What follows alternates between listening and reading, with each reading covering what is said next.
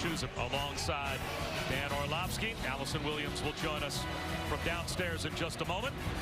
Georgia Tech won the toss. They have opted to receive, so we'll have to wait to see Jake Fromm. And a Georgia offense, Dan, that at times this year has been looking for some answers. Kirby Smart's been trying to help them. They got to find them fast, right? I mean, there's today and next week is the big one. But today you want to use some of your young guys to get them feeling really good and lean on your veteran quarterback.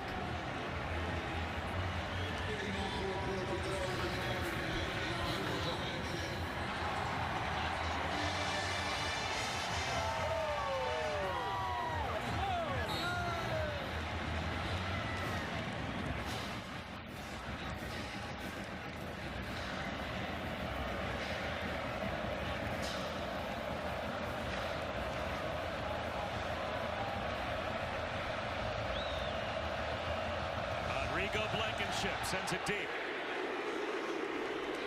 And it's going to go through the back of the end zone for a touchback. Well, the defense on the field first for the Dogs, but Allison, when their offense comes out, as we said, they'll be looking for answers.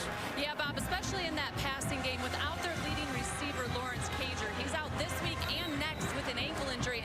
He's that veteran presence on the outside that Fromm can always count on to be in the right place at the right time.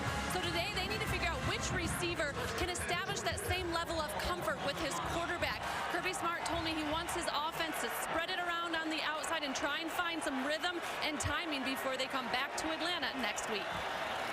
On the ground to start for Jordan Mason. And he gets stood up, Dan, by one of the best defenses, maybe the best in college football. And the most impressive thing is they do it in multiple ways. They can get after you in their pressure package. They don't give up a lot of points. They can find the football. They make you play left-handed. They also make you play from a secondary scheme, and it allows them to consistently dominate the football game. And finally, when Auburn scored a rushing touchdown against them a couple of weeks ago, it was the first time that any rush offense has gotten into the end zone against this Georgia defense. One rushing touchdown allowed. So for Georgia Tech, looking for answers and trying to build a new culture. You can see the offensive line. They're trying to get them up to where non-triple option offensive line weights would be, as it is a complete flip of the program with Jeff Collins taking over. Third down and 3.5 to start on this opening drive for the Jackets. Seam route and a miscommunication. Tyler Davis turned left, and James Graham threw the ball right. So it's a 3-and-out for Tech to start. Had him too. I mean, they get the pressure from Georgia. Watch the left side of the screen, number 9, Tyler Davis. If he just goes to his right on that post, that ball is going to be right on his chest. A little miscommunication. It's an option route for that tight end. You run off leverage. He guessed wrong. Presley Harvin, he can change field position, that's for sure. Did not connect with this one well, though. And a sliding catch made by Dominic Blaylock to preserve a lot of field position for a Georgia offense that, again, without Lawrence Cager, they won't have him this week, they won't have him next week in the SEC championship game. So who steps up and becomes the go-to for Jake Fromm? Well, listen, it has to be George Pickens, the true freshman, who has in some ways, but it's really okay. If that guy's one-on-one, I trust if I throw him the ball, he'll go get it. Dominic Blaylock, who's had some big plays in the Florida game, in the Auburn game, big touchdowns. Robertson has got to do some stuff. I want to see them utilize DeAndre Swift in the pass game, but they have to play better consistently if they're going to win today and then moving forward next week. And they'll open up with a throw from Fromm. It's knocked down and read beautifully by Quez Jackson. Second down and 10. They tried to come out of the game with a little bit of a run-pass option, and Quez Jackson was just brought to the football, and he gets his hands right up in the passing lane. They're trying to get that to Charlie Werner. Trey Swilling, the corner's right there, so good start for Georgia Tech defensively, understanding their game plan.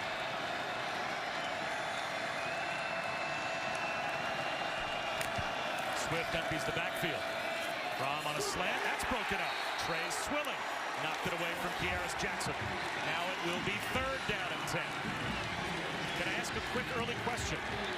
Fire away. What are you doing if you are Georgia, coming out and spreading out a defense that you outweigh by 25 pounds a guy? Well, we've talked about getting these young receivers feeling good and starting fast and trying to jump on football teams. And so a little bit is finding the start of this game going, okay, let's throw it around a little bit and let these young guys make some plays. Obviously, back-to-back incompletions is not where you wanted to be. Third down and 10. Three-man rush. Aflac has time. Steps up, avoids a sack. Fires one that's also broken up. Demetrius Robertson was the intended receiver. Caleb Oliver got a hand in. So 3 throws from Fromm, 3 passes defensed by Georgia Tech.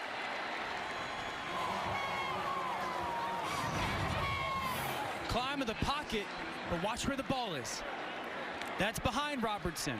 I've had Jake Fromm's back for a long time, harping on these receivers needing to make some plays, but the slant on second down to Kearis Jackson was behind him, and then that throw on third down to Demetrius Robertson is behind him. Jake Fromm needs to get his accuracy back. Big Camarda with a wobbly kick. And will bounce inside the 30. Amari Brown's going to let it roll. And it takes a hop for Georgia inside the 15. And they'll be taking on LSU in the SEC championship game. But first things first, they've got to take care of Georgia Tech today. And the Yellow Jackets start at their own 13-yard line. Little old school. Back to the days of Paul Johnson. They run a little option. And James Graham picks up about 1.5 yards. Nolan Smith was there to make the stop. Like that job by Georgia's defense. Stokes to corner, stayed outside, and then allowed Nolan Smith, number 4, kind of play in between the pitchman and the quarterback. They'll have to respect number 4, James Graham's speed. I mean, James Graham can fly at quarterback. Look at this, a little shift to the backfield, bring both tight ends kind of looking like the Baltimore Ravens in an inverted wishbone. Diamond formation surrounding James Graham. And he'll pull it down. And get out to about the 19-yard line. 4 yards for James Graham, a redshirt freshman that needs to do what today to give Georgia Tech their best chance? Don't force the football. This is a really good defense, Georgia, covering people up. Second thing, he will be one of the faster guys on the field. Let that shine. And then whether it's the zone read game, whether it's the RPO game, whether it's the pass game, they don't give him people to look at. He just needs to see certain areas. Be really clear in how he looks at it.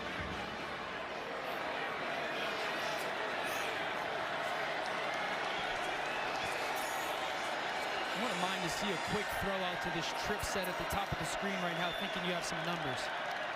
Amari Brown, the wide receiver, now in the backfield, 3 on the play clock. Graham to Brown. Caught. Now they say incomplete. Had it in his hands right in front of his own bench, but it was knocked away with Tay Crowder there in coverage. This is such a good play by Tay Crowder. Watch the right-hand swipe at the ball right there and find it and knock it away. But he stayed on Amari Brown's hip, made sure he wasn't allowed to cross face or get in front of him, and then drove on the football, knock it away. Great play by the senior linebacker. Better than 50%. 3 and outs the last 37 drives for Georgia Tech. Harvin, and this time he gets into one. Blaylock from his own 35. Makes a man miss. Blaylock with speed. Great return for Georgia. They'll start at the Georgia Tech 36-yard line. A 30-yard return off of a 46-yard. Should I let you figure out what those letters stand for? Maybe that could be our Aflac trivia question. Figure out the H. Well, after 3 incompletions to start the game for Jake Fromm, now he's under center with DeAndre Swift, the lone setback. Starting at the Georgia Tech 36-yard line. And there's Swift. And he's brought down after a gain of a couple. Well, they came out aggressive, and first play of the game, they go RPO. Couple hands get on it for Georgia Tech. They come back with the slant next play on the back shoulder. And then third down, great climb in the pocket, but then it's behind Demetrius Robertson. 0 for 3 to start this game. And Jake Fromm's having a conversation with Kirby Smart going, I don't know what's going on with our ball location.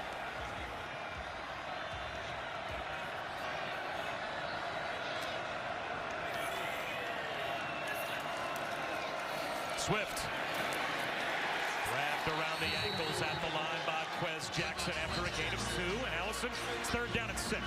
After the last 3 and out, Kirby Smart told his receivers, you have to attack the football. And then he went over to his quarterback Jake Fromm put both of his hands on his shoulders, had a pretty long, direct one-on-one conversation with him, after which Fromm went over to talk to his receivers with Simmons and Jackson, see what they're seeing and try and get on the same page.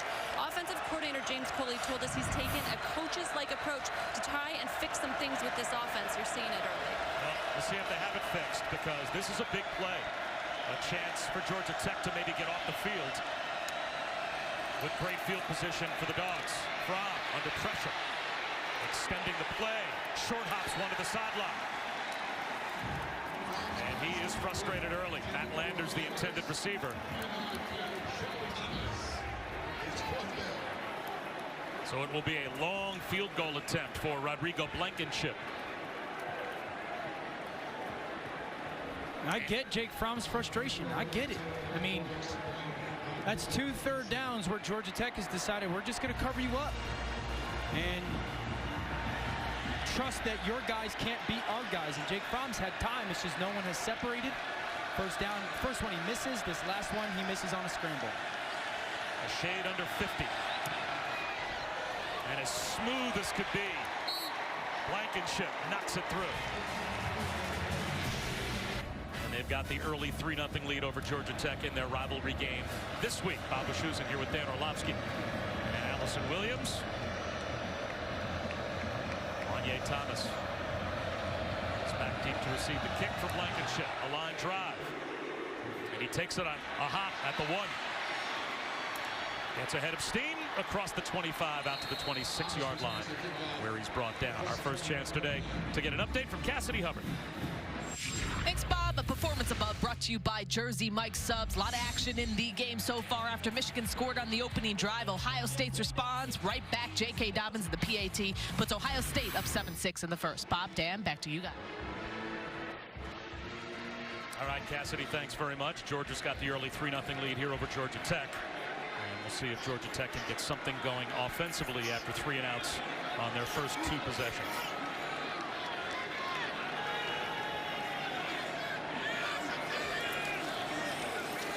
Jordan Mason lost a yard. Monty Rice got there first. Malik Herring came in to finish him off. This complimentary football for Georgia is so good defensively. Herring did a nice job of crashing down, and Monty Rice just played with patience at linebacker, knowing the ball was going to bounce outside, and he's waiting for the ball carrier. This defense is one of the best in the country. Doesn't get talked about enough how good they play all 11 together. This time Mason is able to grind out a couple of yards, so it'll be 3rd down and 9.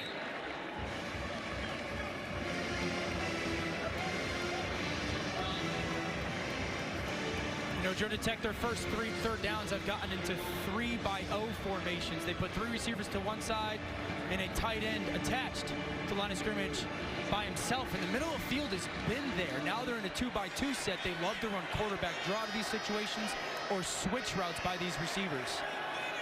That's Amarian Brown in motion.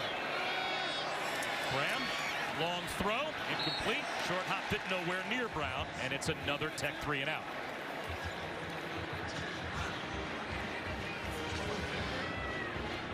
Well, they motioned over Amarian Brown for a reason, to try to get him some leverage off of the coverage. Really good job by Mark Webb, the safety, of closing ground. And I think James Graham's just wastes that throw. It's a tight window. He's not trying to fit it. That's not his game, to be dialed in, perfect type of throws.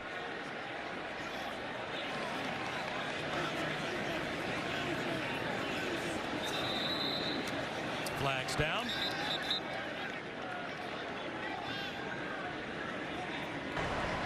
False start, offense, number 43. 5-yard penalty, 4th down.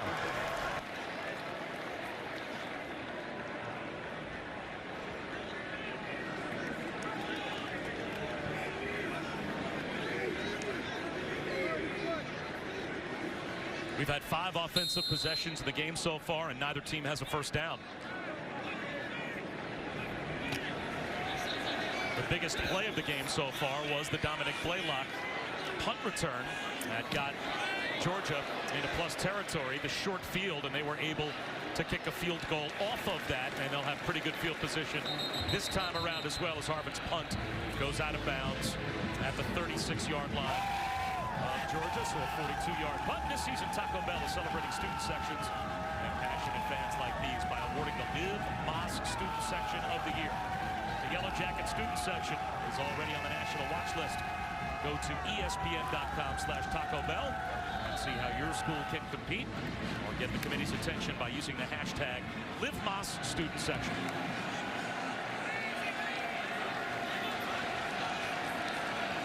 I think Georgia Tech is going to challenge Georgia on the outside, and I would like to see DeAndre Swift a little bit more involved in the pass game. Instead, he runs it here. And he gets out to the 40-yard line, picks up 4. Dragged down by Jaquan Henderson. And Georgia Tech is committing right now. They're putting 5 guys up on the line of scrimmage, kind of overloading towards where Georgia puts their tight end. Only 1 linebacker in the box, and saying we're going to try and own the line of scrimmage, get vertical off some of these blocks, and not give a lot of these double push creases for this run game. 2 tight ends. DeAndre Swift alone set back on 2nd and 6. Swift finds a cutback lane, and he gets loose across the 50, easily picking up the opening first down of the game. We met with Kirby Smart yesterday, and it seemed like the overall philosophy for Georgia was going to be, we need to get all these different guys involved and spread things around. But just in a silo in this game, do you think it's DeAndre Swift, Brian Herrien, and that offensive line that gives them the best chance to win? Listen, yes, but I also think that they need to utilize today to their advantage for next week. And I think they need to show some stuff on tape that they plan into the minds of LSU that they can counter with next week. Herrien steamrolls for a first down. 12 more. And part of this is also figuring out who you are going to be without Lawrence Cager, because now you know it's not a week-to-week thing.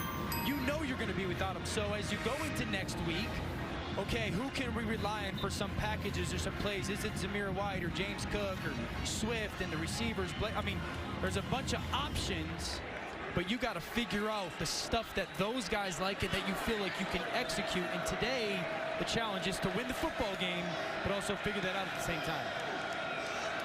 That's James Cook in motion. Herrien takes it.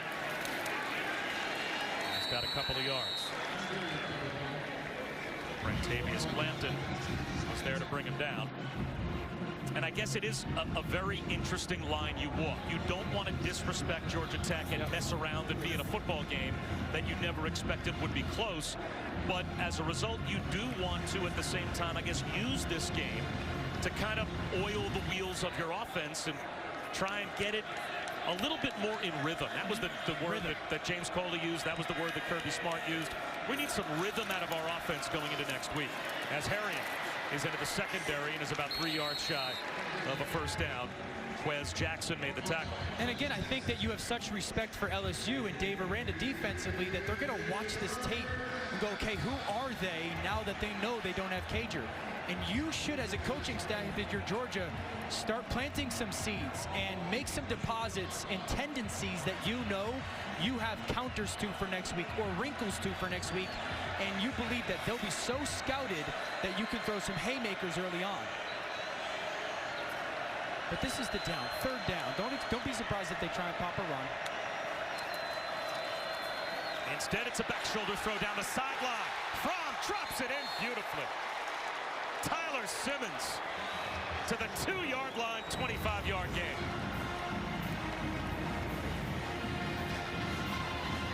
Good route by Simmons. Up top, watch the left-hand stab. Get the defensive back off him. Late hands. Great throw, great route, great catch. The Dogs play with tempo. Herrien up the middle at the goal line. Reaches the ball out, and he's in for the touchdown.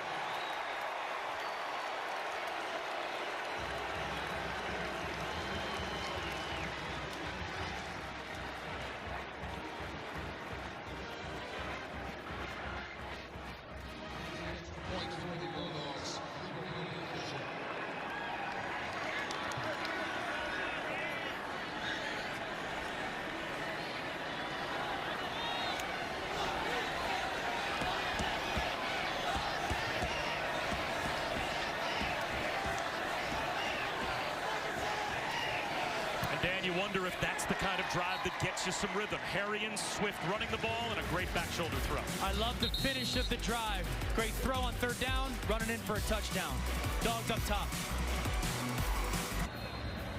After Jake Fromm threw a very confident ball to Tyler Simmons to set up the touchdown. I love that drive. I mean, that drive was 7 plays, 6 of them were runs, and like you said, a really big-time third down throw from Fromm to Simmons, and then they punched it in. Touchback off the kickoff from Blankenship. And this season, for every field goal and extra point made by participating universities, Allstate will make a contribution to the university's general scholarship fund. Thank you to Allstate.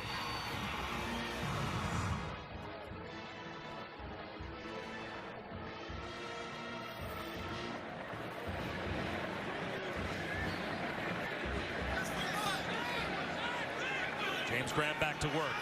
This is the 4th top 15 defense that Georgia Tech has played against this season. And this might be the best of them all. Off play action. Graham looking downfield. Wanted to take a shot. Now he's out of the pocket. Checks it down along the sideline and misses Jordan Mason, who was wide open at the 30-yard line. It's a good decision by James Graham. This is something that Georgia Tech likes to do offensively. Talking to their offensive coordinator, Dave Patton, out, he wants to take 2 shots per quarter. And so they're going to run the football and then take their shots with some play action or just drop back. And so Georgia does a good job covering it up. It's not there. Throw it away if you're the young quarterback. You see this formation. They keep taking these tight ends, initially lining them up, see how Georgia responds, and then bringing them back into the backfield. It's a lot, like I had said, of the Baltimore Ravens kind of zone run, jet sweep game. Quarterback run.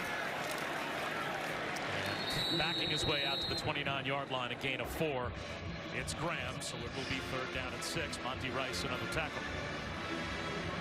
Yeah, but another impressive play by Nolan Smith. He's the guy that kind of put James Graham in conflict right there, and this is where Georgia wants to live. They'll be aggressive on 1st and 2nd downs, and then on 3rd down, it's really not a pressure down for them. They're going to try to take away what you do off your formations. They'll populate places. Look at, they'll put numbers here. Don't be surprised if pressure comes away. They like to show you stuff and then bring it away.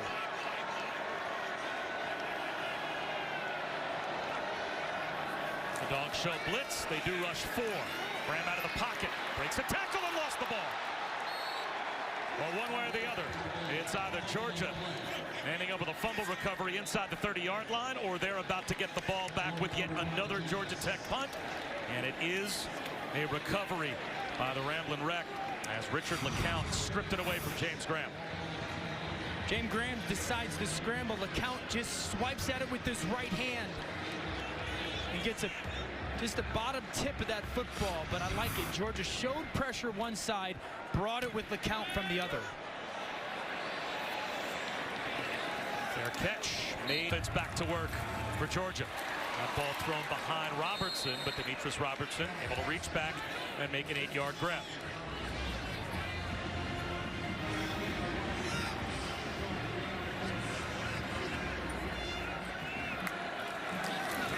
Swift, no one to contain the outside. There goes Swift.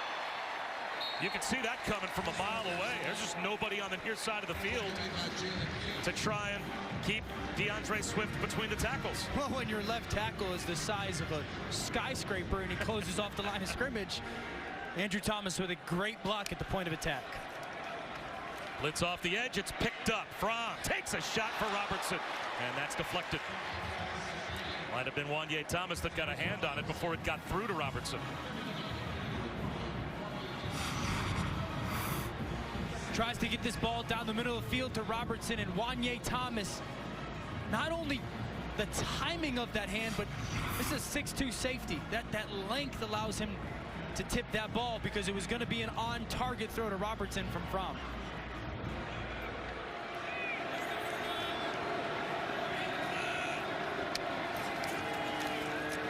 Screen, James Cook gets a couple of blocks, gets a first down, and gets some more. 20-yard gain. Jalen King bumped him out. I mean, I like this for Georgia's offense because you took DeAndre Swift off the field, but then you put Zamir White and Cook on the field, 2 tailbacks. How does the defense handle it? And they've done that a little bit this year, but again, this is something that you're now showing LSU on tape for next week. Going, okay, how are we going to handle? Because both those guys, strong, good out in space, can be part of the pass protection, good pass receivers. Jet sweep, Tyler Simmons gets down the sideline. He's got another first down. Now the full arsenal starting to show itself for a Georgia offense that wanted to get into a rhythm, and it looks like they're finding it.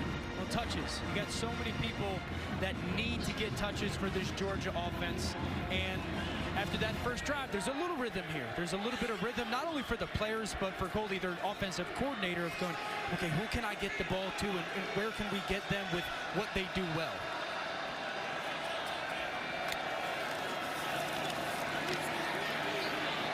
Takes a shot for the end zone, and it's an easy pitch and catch touchdown to Charlie Warner.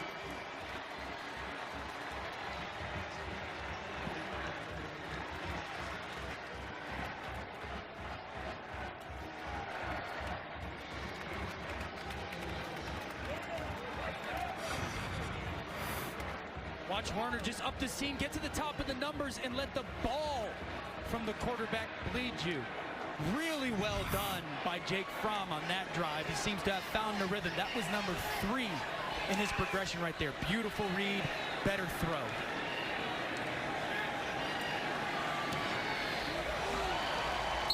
$17-0, and we're coming right back in 30 seconds. Taking control the way a Dogs fan wanted to see them. And they have done exactly that. 17-0, Georgia on top of Georgia Tech. The Ramblin' Wreck have not picked up a first down yet. Charlie Warner with his first touchdown of the season. And Blankenship put this one through the back of the end zone. Coming up this week on Sunday NFL Countdown, how the legend of Heisman Trophy winner and MVP favorite Lamar Jackson was born. Plus, Randy Moss ranks the best catches for this week's college football action. And the crew reveals their top Turkey Bowl play from across the country. It's Countdown, Sunday morning, 10 a.m. on ESPN. You got to feel really good right now coming off those past 2 drives if you're Georgia's offense. The run game's gotten going, and Jake Fromm's been really, really good with his decision-making and ball placement. Mason, 29-yard line, he picks up 4. Georgia Tech hasn't had a play longer than 4 yards on any of their first 4 possessions.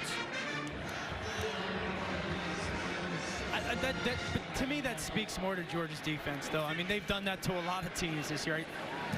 We talk about great defenses in college football, and Georgia needs to be in the conversation, and that will be what dominates the talk for the next week, is them versus that really good offense in Baton Rouge. Mason tries to bounce it outside. Gets a yard. It'll be 3rd down and about 4.5. Jordan Davis was there to bring him down. I just think Georgia's defense, I've talked about making you play with your backup players in a backup scheme or a secondary scheme, but Georgia's defense does such a good job of understanding what the weakness of the call is. Their players are very smart, going, okay, if we're in this zone, this is where defenses will try to attack it. Or if we're in this kind of man coverage, this is the stuff we need to be alert for.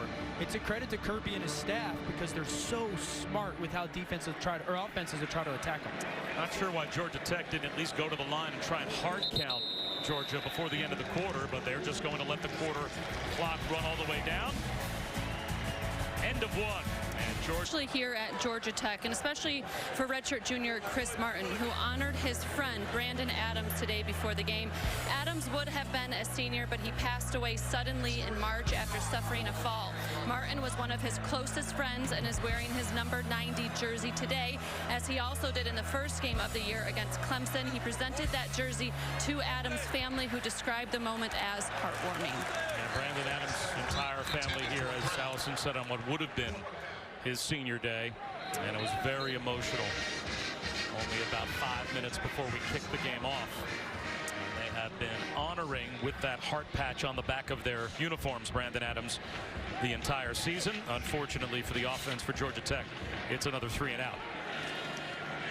Presley Harvin, hang time on the punt to Blaylock. It's going to go out of bounds.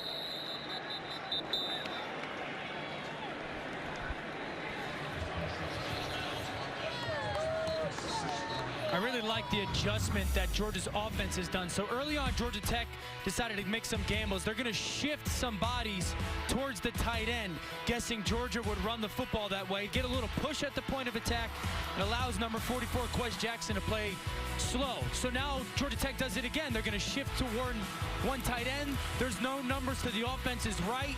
That's where Georgia decides to run the ball with DeAndre Swift for a big gain. I love the in-game adjustment Georgia made offensively with James Coley running away from where Georgia Tech was going to put some of their numbers. There goes James Cook in motion, and Fromm throws it over his head with a blitz coming off the edge from Caleb Oliver. That'll be 2nd down and 10, as that was a forward pass.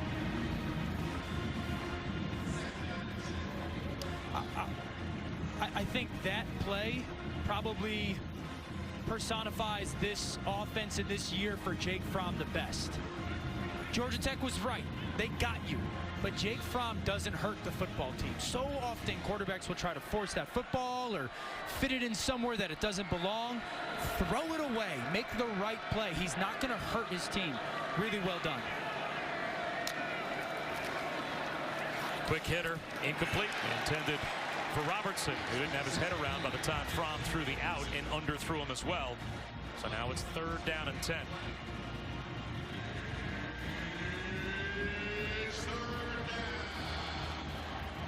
That's on Robertson. Jake Fromm signaled out to him like, hey, this ball's coming out fast because of this pressure. Robertson has to play with a little bit more urgency right there. It's a big kind of feel-good 3rd down for this offense. Bottom of the screen, you're going to get one-on-one coverage right here. It's Kearis Jackson. Fromm looks the other way instead. Long throw to the sideline, incomplete. Eli Wolf, the tight end, laid out, couldn't haul it in, and it will be a 3 and out for the Dogs.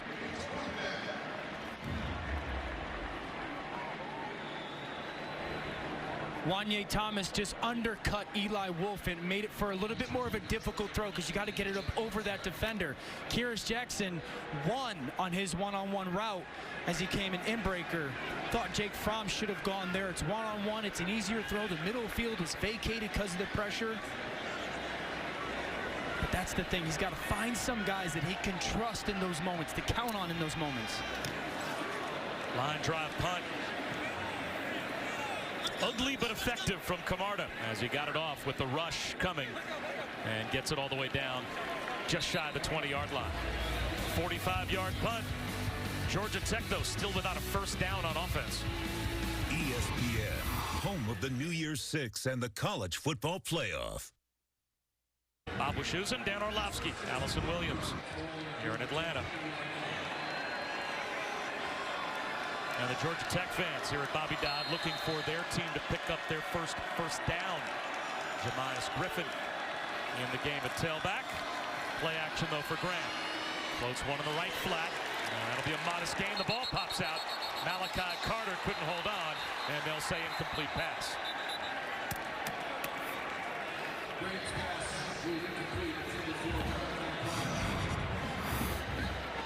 Malachi Carter crosses the field. Are we sure? Monty Rice looks like that ball gets popped out. I mean, he looks like he makes that catch. If there's clear recovery, which there was not for Georgia, replay could stop and rule that a fumble.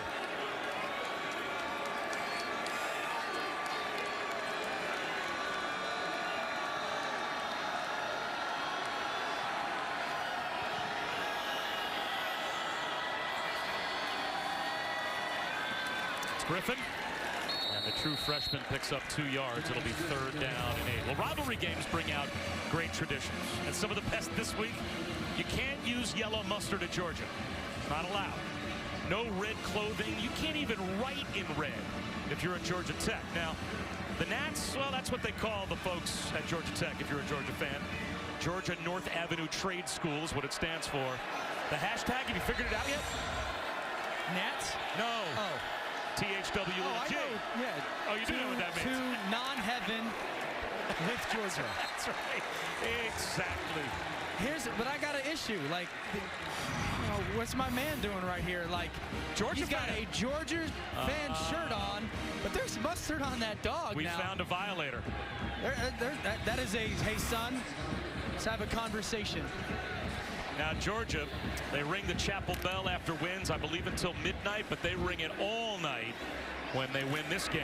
And their defense forces another 3 and out as Harvin boots it away. Dropped on by Blaylock. And it's still loose.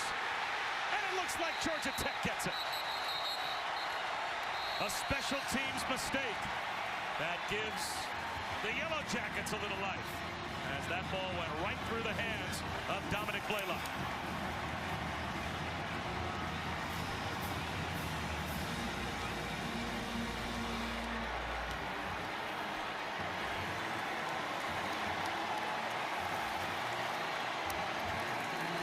Tyler Cooksey, reserve tight end, comes up with the recovery on senior day.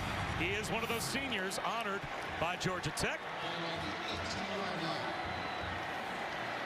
This goes right through the elbows. Watch Cooksey come flying right there. Great effort by Cooksey to get down the field and recover that think quarterback run here out of this empty formation for Georgia Tech. And the Ramblin' Wreck take advantage in the red zone. James Graham. There is quarterback run. Inside the 15, down inside the 14-yard line. And an opportunity for us again to check in with Cassidy.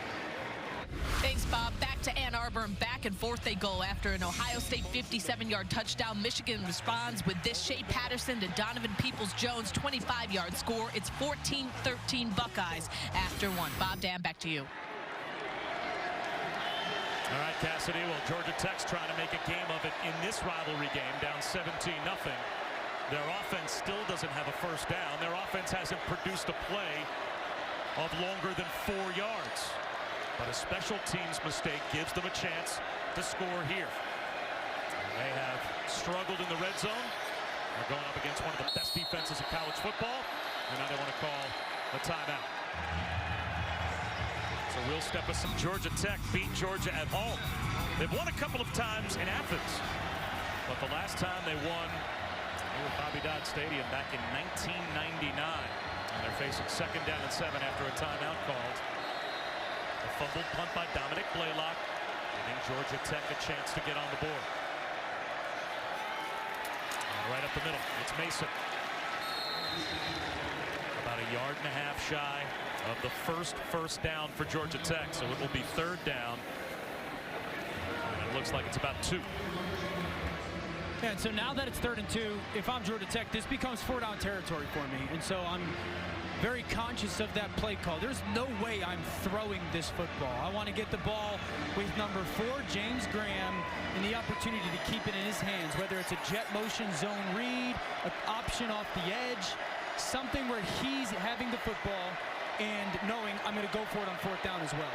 Closer to 3rd down and 3 as they mark him down at the 10.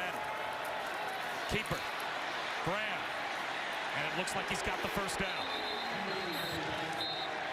It'll be 1st and goal at the 6 as finally Georgia Tech is able to move the chains. Jay Crowder made the stop, one of the 12 finalists for the Butkus Award. But now the reaction from the Georgia Tech fans, realizing they finally have a fresh set of downs. I think that's the best thing that you could say about Jeff Collins in this Georgia Tech football team right now. Everyone is aware of the lack of talent and the transition and whatnot. Watch the tape. The effort that these kids play with, the energy that is still there, the belief in the midst of some difficult times. And it's a credit to Jeff Collins and the appreciation of the players that they will play hard for their head coach. Graham to the pylon. Tyler Davis. Touchdown.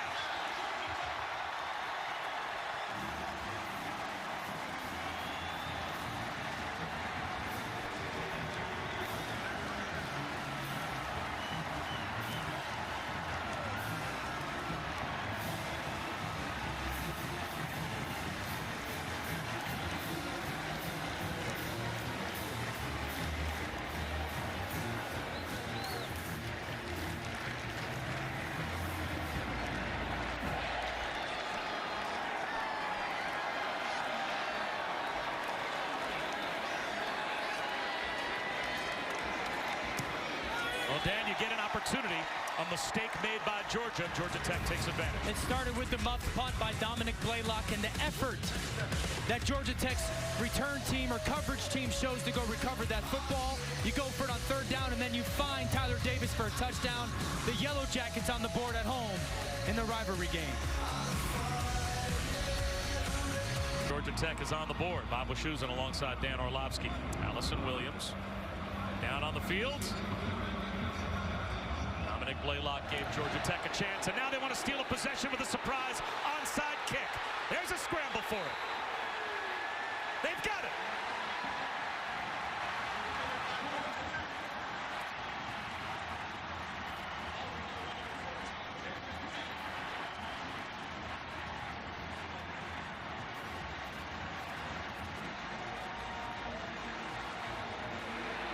Jalen King gets the recovery, and the head coach does a couple of celebratory push-ups. As Georgia Tech has it back in plus territory, down by 10. Great kick. Prather Hudson tries to recover it, hit. And then the recovery by Georgia Tech. Jeff Collins said he was going to be aggressive. They're going to do some unique things to try and steal some stuff. Outstanding job by Georgia Tech.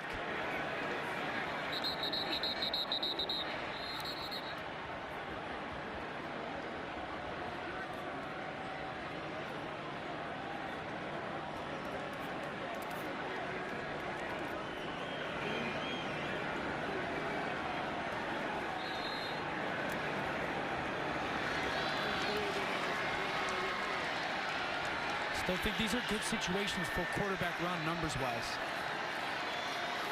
A slant instead. And it looks like the first catch for Amarian Brown.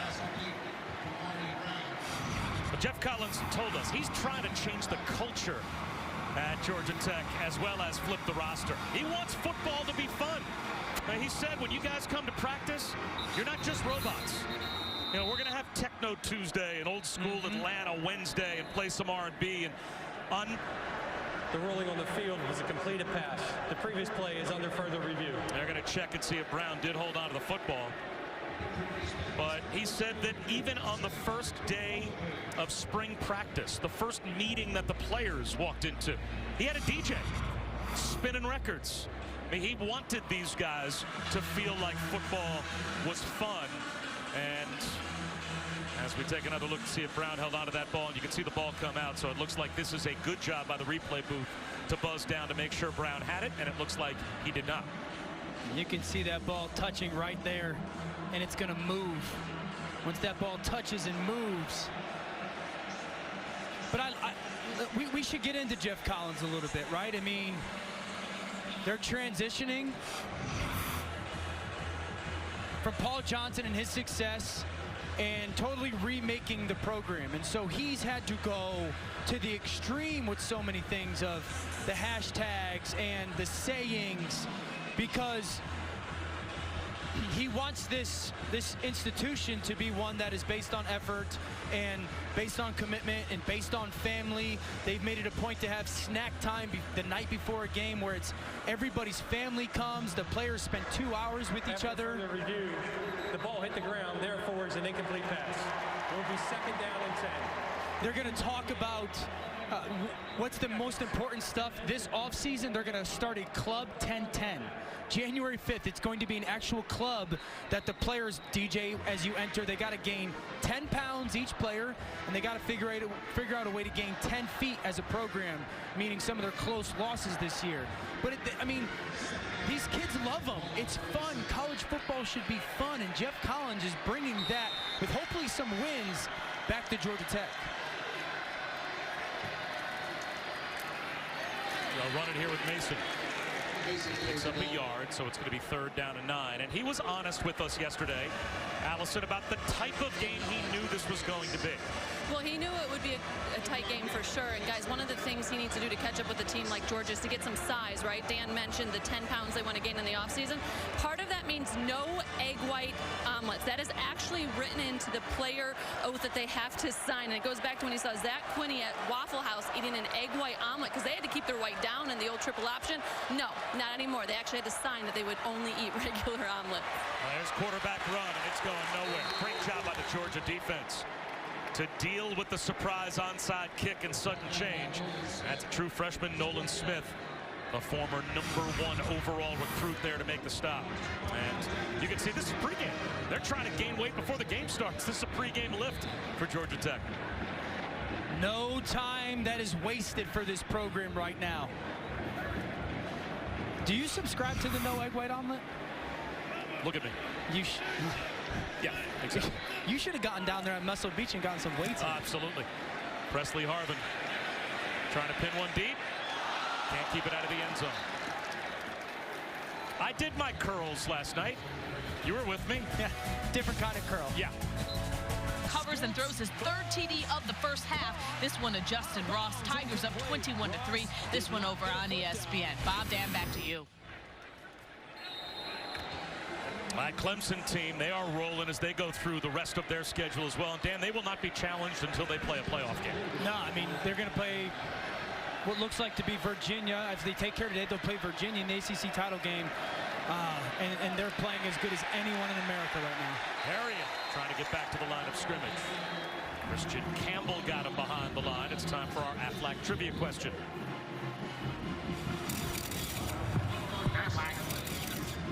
A total of 6 FBS and FCS teams play in the state of Georgia. Can you name them?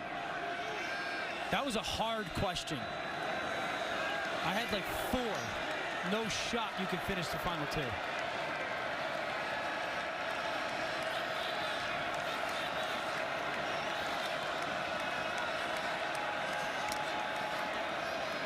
Arian. It's across the 25 to the 26-yard line. Picks up 6. It'll be 3rd down and 4 as we approach the midway point of the second quarter. It was 17-0 Georgia. But then momentum shifted a bit when Dominic Blaylock fumbled a punt. Georgia Tech went in from the red zone.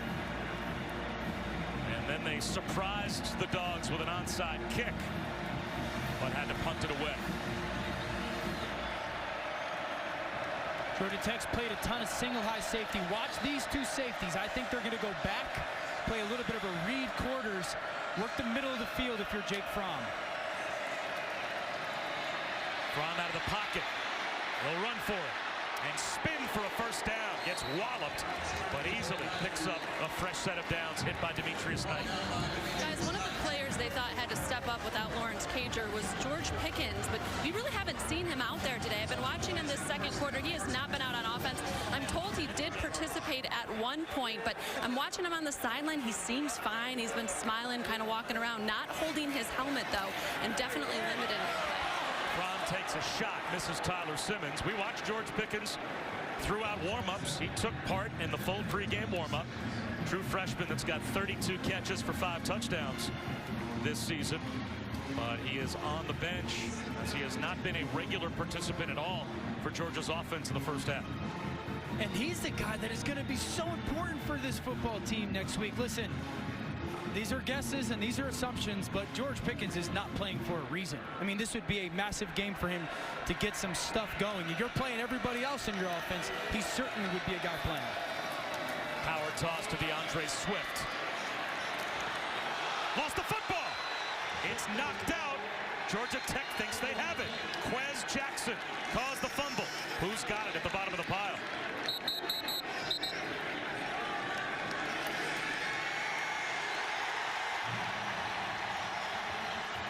Georgia Tech's got it. Justice Dingle, a redshirt freshman, recovers after Quez Jackson knocked it out. Helmet right on the football. Quez Jackson, ball pops in the air. And then Justice Dingle right there waiting for that football. Put his helmet right on it off DeAndre Swift. All right, do something with it now if you're Georgia Tech. You had just gotten that onside kick. didn't do anything with it. You got to do something with this turnover right now. It's the third straight possession where Georgia Tech has begun in plus territory.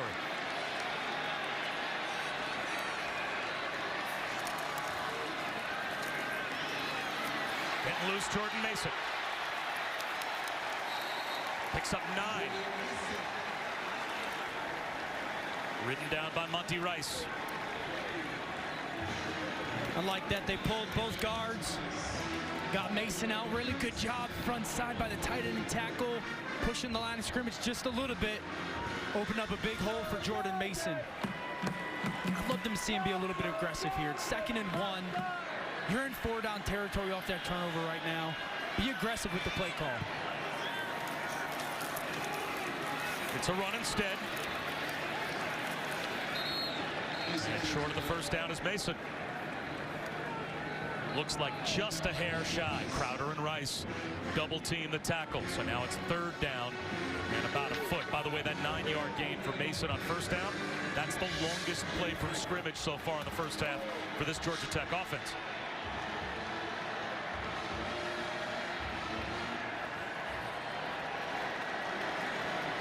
Some extra bodies come in. 3 tight ends on the field right now for Georgia Tech offensively. Cottrell, a big physical back. Look for them to run behind number 9.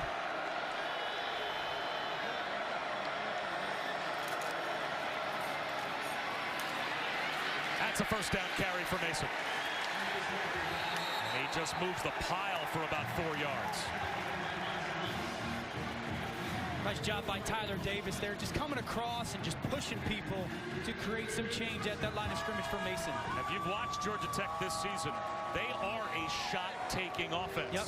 Where are the shots, and when do you think one's going to show up? They tried one right off the play action. It wasn't there. I mean, it's coming. There's one coming here soon in this drive. They just haven't had the ball enough to actually dial them up. They've had so many 3-and-outs. Marion Brown is the guy that they like to take shots to, number 10. Georgia doesn't give you a lot pre-snap that you feel good with it. This is not a play where I would call it just off look. I think you continue to trust that run game. Tyler Davis in motion. They counter the other way with Mason. Jump cut inside the 20. Down in the red zone with a first down for Georgia Tech. J.R. Reed made the stop, but it's a gain of 11. You're seeing Tyler Davis come in motion, and he doesn't get set. He moves before the snap. That messes with the defense big time. Graham, there's a shot towards the end zone. Incomplete, way up over the head of Marion Brown.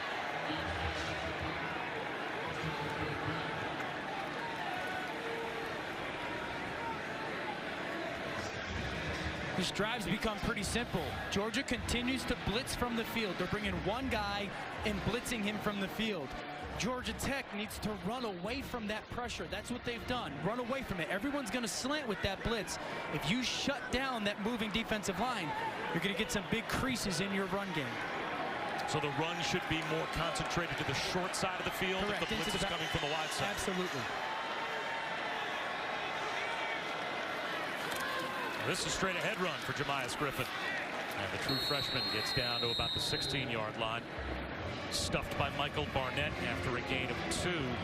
So a big 3rd down coming here for Georgia Tech in the red zone. And they have not been good when it comes to the throw game on 3rd down. They've tried to get to Amarian Brown a couple times. Watch where he is. They like to motion him, whether it's across the formation, out of the backfield. The big thing for James Graham, don't force the football here. You're in a field goal position, and don't take any sacks. So if you do see a seam and number 10's not there, put your foot in the ground and get forward. Play clock down to 7. Graham gets them set. Play clock at 3. Will they get the snap off? They do, just in time, but it looks like a timeout was called from the sideline by Jeff Collins. Before the snap. So it's a 30-second timeout, and we'll be back in 30. After the timeout, Graham in the shotgun on 3rd down. Here comes a blitz. He's out of the pocket. He's going to tuck it under and run. Stiff arm. Now what do? Do you take the points and make it a 1-score game, Or do you try and go for it on 4th and 2 from the 10-yard line? I kick this. Yeah, and there's no hesitation from Jeff Collins. He sends out the field goal group. Don't forget, those are back-to-back series of turnovers. Essentially, I mean, the onside kick you got nothing out of, and then you get the turnover on the fumble by Swift. You must go get some points, and also this is a game. Like, get this kick in. You are in a one-possession football game. Brandon King from 27.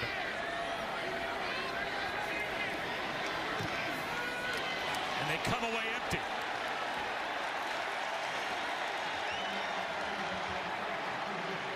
A sigh of relief for number 7 in white and red. I like that right there, though. I do. I like this out of Coach Collins. I mean, yes, go make the kick. Just kind of pushes it wide right. But I like the embrace from the head coach. I'm going to need you. You got to make those kicks. I believe in you. You'll get another moment, another opportunity. Well, the muffed punt for Dominic Blaylock becomes a touchdown. You steal a possession with a surprise onside kick. You get nothing. Now DeAndre Swift gives you a turnover. You start in plus territory. You come away empty as well. So Georgia -2 in the plus-minus ratio, and yet they still have a 10-point lead. Zamir White picked up a yard. Coming up at halftime, we'll check in. It's the Capital One halftime report.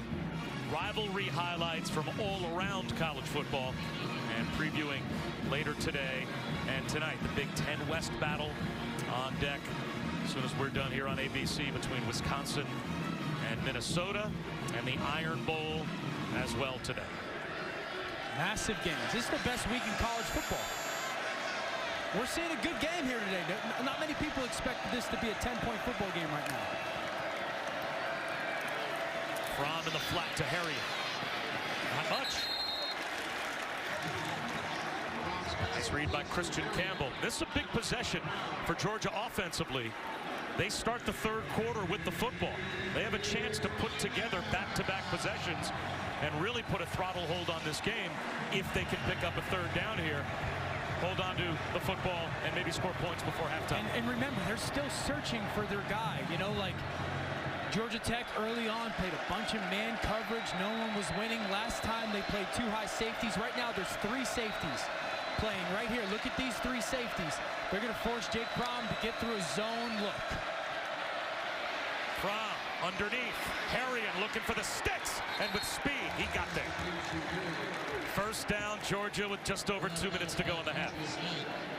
I can't express how good this is by Jake Fromm. I mean, 3rd and 8. The play call doesn't get anyone open. Coverage is there. There's one person to throw the football to, and you've got to trust him to go make that play. This has been Harrion's drive so far, and he's got another first down. Trey Hill, the center, lost his helmet, so he's going to have to come off the field for a play.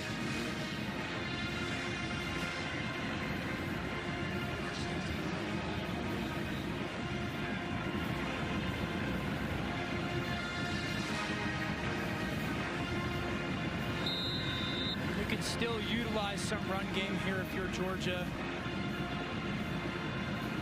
You got all 3 of your timeouts. This is one of those fine lines where you want to milk the clock. They don't ever get the football back, but you must go score some points. Cade Mays, who has played left guard, right tackle, right guard, even some center, he will slide over. And at least for one play, snap the football here on 1st and 10. Zamir White breaks free. Pops out of the pile and picks up 14.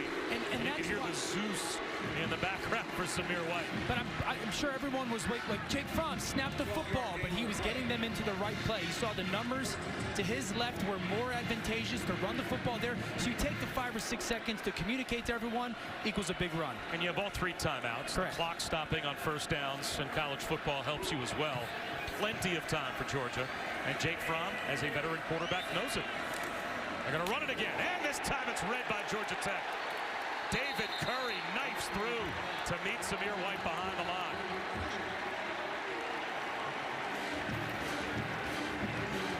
That might not be the worst first time for a timeout for Georgia. Just not gonna call one. miscommunication. Just right guard goes to right. The right guard, Cade Mays, thought they were running left, and that's why Curry became unblocked. But Bob, they should have called the timeout by now. Yeah, a lot of times coming off the clock, down inside of 40 seconds to go. Just after we praised their patience and clock management.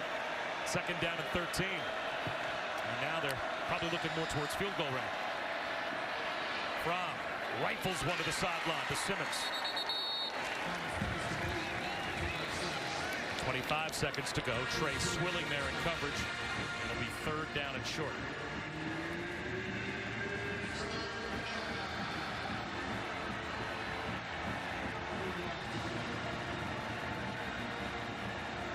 Georgia Tech is going to play some man coverage here. I put Simmons one-on-one by himself. If you like your pre-snap matchup, if you're Jake Fromm right here in one-on-one coverage, you take that. If not, be alert for DeAndre Swift out of the backfield. Swift bounces outside, turns the corner, and has the first down.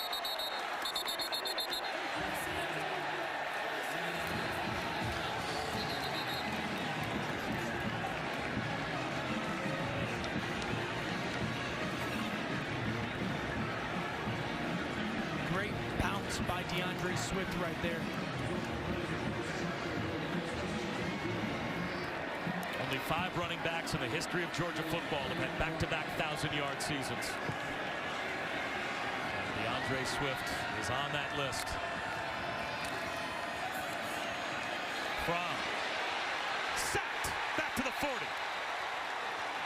Justice Dingle, another big play for Georgia defensively.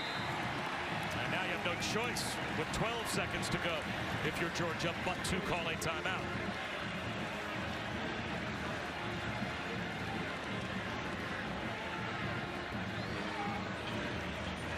It's week 13 for Monday Night Football. 2 of the NFC's best will meet. Vikings, Seahawks. It's Kirk Cousins and Dalvin Cook will head to Century League to take on Russell Wilson. 8 Eastern, 5 Pacific on ESPN, ESPN Deportes, and the ESPN app. Our coverage begins with Monday Night Countdown at 6.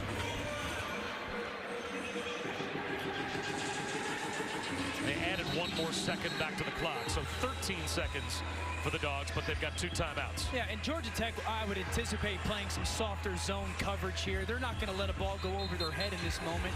So if you're Georgia, play calling wise, work somewhere around the hashes, get a completion. You make sure you tell your players, listen, if you catch this ball, don't go running around all over the place.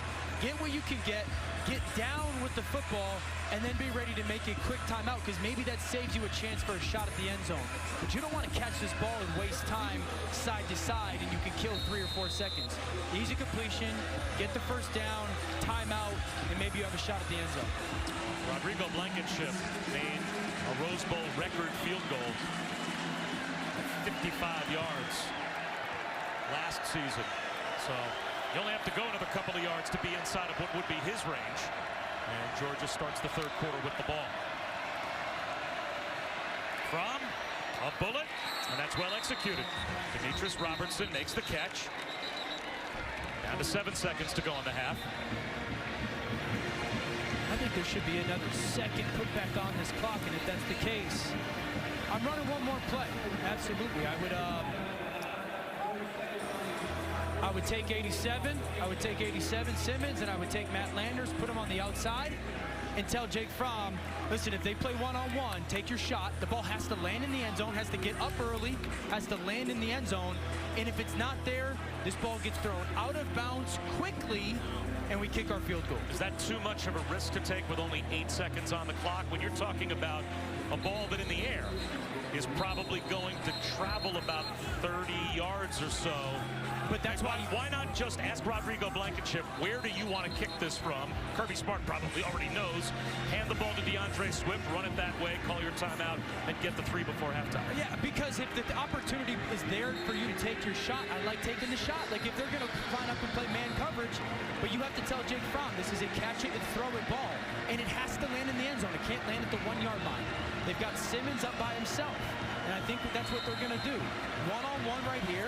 You throw fade. It has to get up and down fast, and if not, you throw the ball out of the end zone, or out of bounds.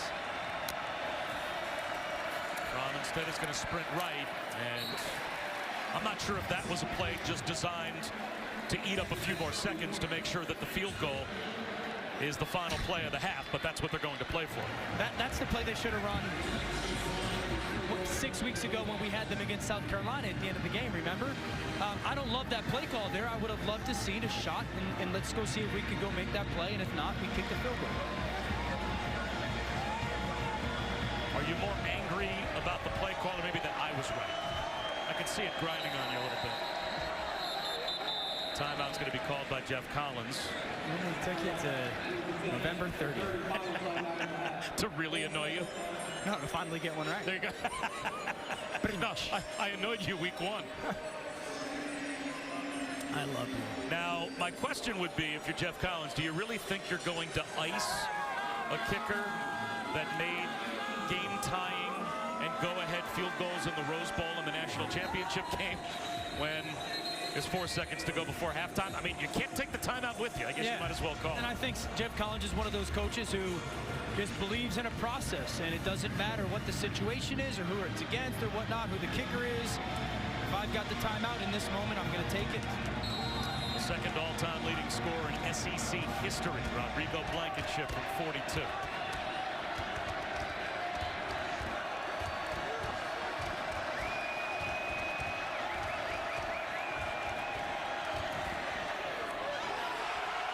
The announcer jinx. That's on me, Georgia fans. After the break, it's the Capital One halftime report. Hard to believe. Coverage. Georgia Tech has 70 yards of offense. This should be a dominant game for Georgia, and it just has not felt that way, and so I would be less confident.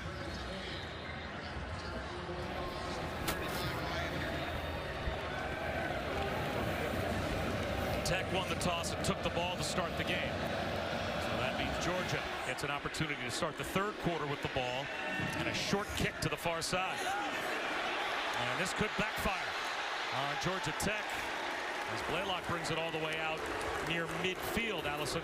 Creating turnovers and taking chances. That is how Georgia Tech has kept this game close. As I talked to Jeff Collins at the half, he said that has to continue in the second half, but loves the energy and competitiveness his guys are showing. They're not worried about the scoreboard. They just continue to play physical and attack success.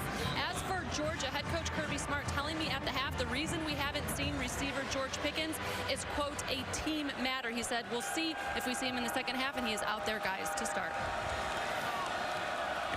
So that was a first half benching. For whatever reason, Kirby Smart sat down George Pickens, but he is out there to the top of your screen to start the second half. And here's DeAndre Swift getting lost behind his own massive offensive line and picks up 7 yards.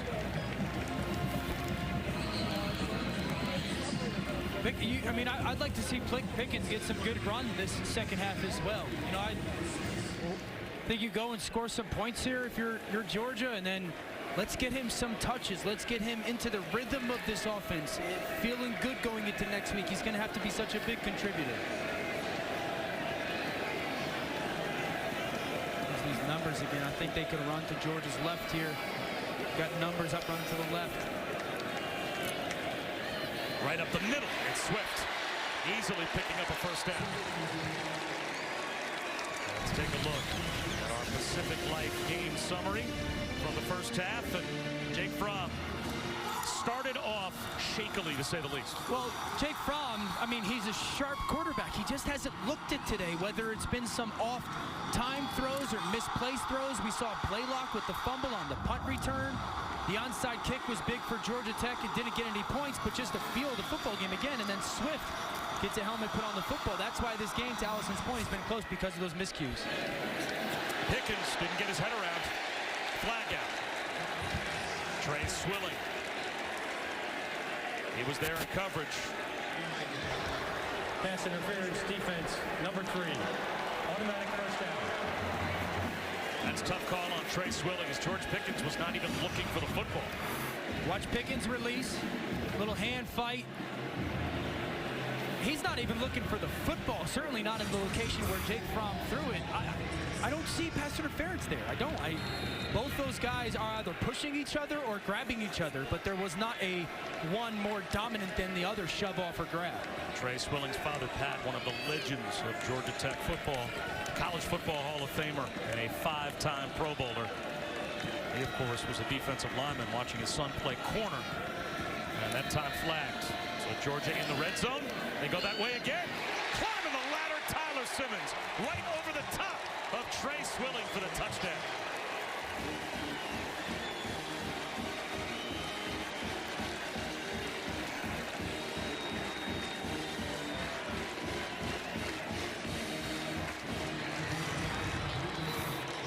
Watch Simmons, okay, stack the receiver, then squeeze the DB, and that allows that space for Jake Fromm to throw that back shoulder fade. But you see how he wins and then leans back into that defensive back? Then Jake Fromm has all the space to see, and he can make those notorious back shoulder throws. That's a tone-setting drive to start off the third quarter for Georgia. 2-hole this week. And Heisman hopeful Joe Burrow and the Bayou Bengals want to stay perfect against Texas A&M in Death Valley. The Tigers have had this one circled for a while. Remember 74-72 in 7 overtimes last year in College Station. It's Saturday Night Football presented by Hampton by Hilton on ESPN at 7 Eastern, 6 Central. Mac and Chip sends one deep.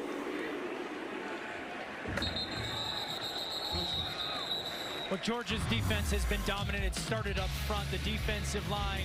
Michael Barnett, just watch the extension off the ball. Push, bench press, nowhere for the tailback to go. Then we go to Tyler Clark. Watch this swim move. As fast as he gets through the guard, quarterback doesn't have that football yet. Chase down the ball carrier, bounce it outside to Monty Rice. And then Jordan Davis, you want to see strength. Watch just bench press, move, shed that blocker, and make the tackle. Georgia's defense has only given up 70 yards today. It's because they've absolutely owned the line of scrimmage up front. Jordan Mason. He moves the pile for about 2.5 yards. You know, back to LSU for a moment. Were you surprised at all? And did you have any problem at all with Ohio State jumping up to the #1 spot and LSU dropping down to #2 off of a win? Listen, you can make the case for either of them to be one, right? Like you can, I think that there is a benefit because if things continue and chalk wins out, you don't have to play Clemson in the semifinal. But you can make the case for LSU or Ohio State being one. Screen pass, Malachi Carter. Well designed for Georgia Tech to midfield. That's the kind of play they needed, trying to get back in the game. J.R. Reed brings him down after a 23-yard gain. Again, utilizing the tight end motion. Tyler Davis came across. Georgia tried to pressure it, which is what they've done all first half. Georgia Tech dials up the screen against it. Davis with a great block and a little bit of a rhythm or momentum for this Georgia Tech offense. And they get Carter and Amarian Brown more involved in the second half.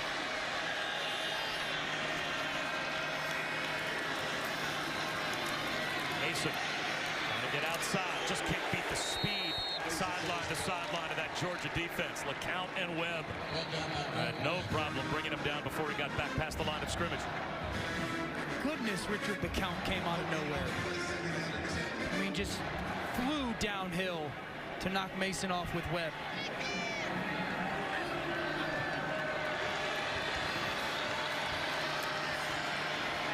Screen back the other way, and it's not there. Tried to get it back to Malachi Carter, and that play short-circuited from the very start. Read nicely by Tyson Campbell.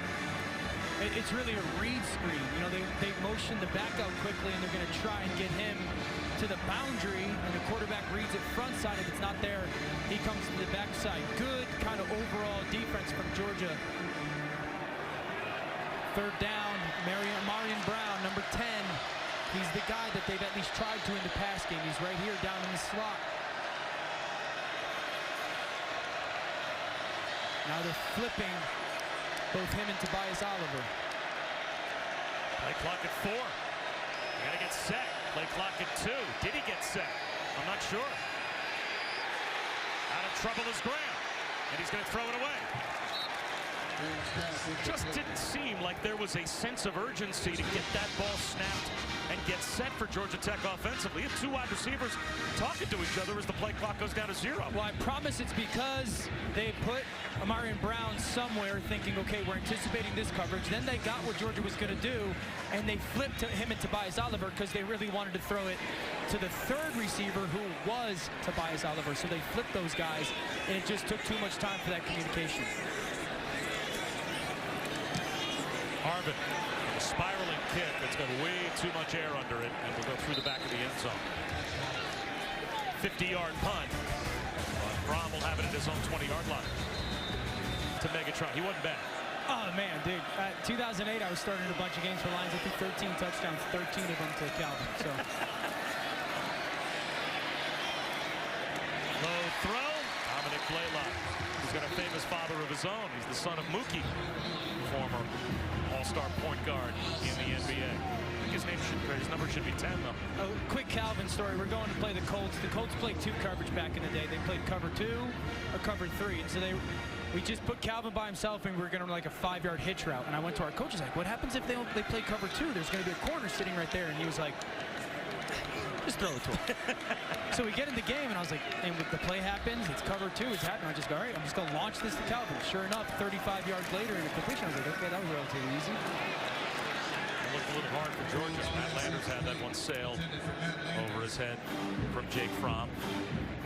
When you saw him maybe in practice or in the film room, the weight room, whatever, I mean, take us behind the scenes a little bit into the world of playing with and alongside Calvin Johnson and what we may not have seen. We saw his dominance on the field, but what led up to it? Well, Calvin was the most physically gifted person I'd ever been around, but he worked like he was an undrafted rookie free agent every single day. He worked like if he made a mistake, he was going to get cut. And his commitment to his craft and working on the things that he wasn't great at was so impressive every day, attacking the things.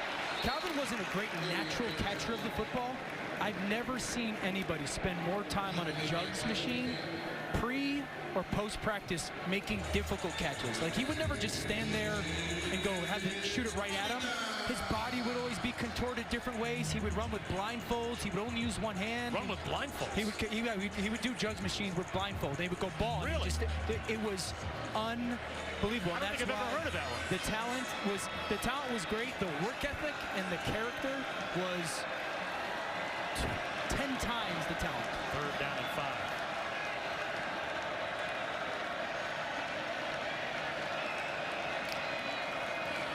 Here comes a blitz. Fromm beats it. Eli Wolf breaks a tackle. Eli Wolf looking for the pylon. Dragged down inside the 10. 1st and goal, Georgia at the 8. 46 yards for Eli Wolf.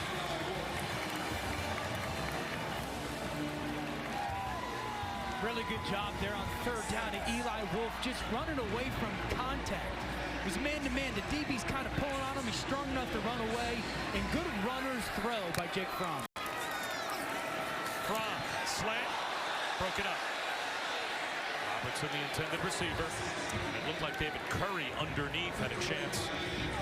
If he got his hands up quickly enough to maybe pick that one off. 2nd down and goal from the 8.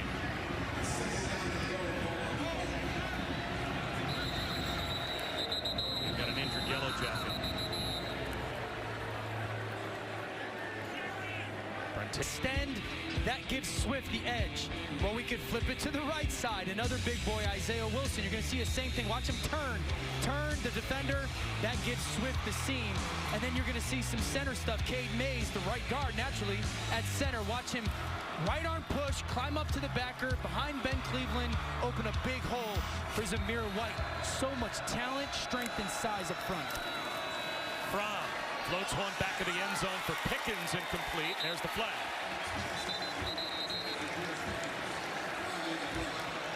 Looks like they flagged Samari Walton.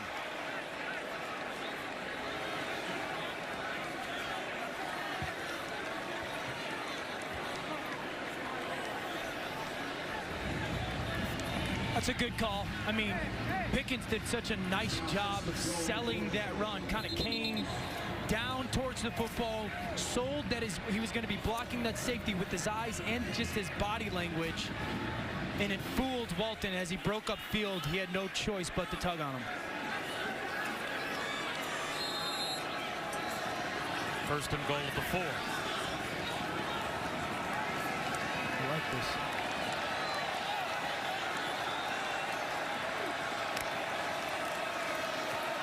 Direct snap to DeAndre Swift. Lost the ball. Georgia Tech's got it back. Trey Swilling on the second fumble of the day for DeAndre Swift, and now Swift is down. And he really looks hurt. David Curry brought him down and helped knock the ball out.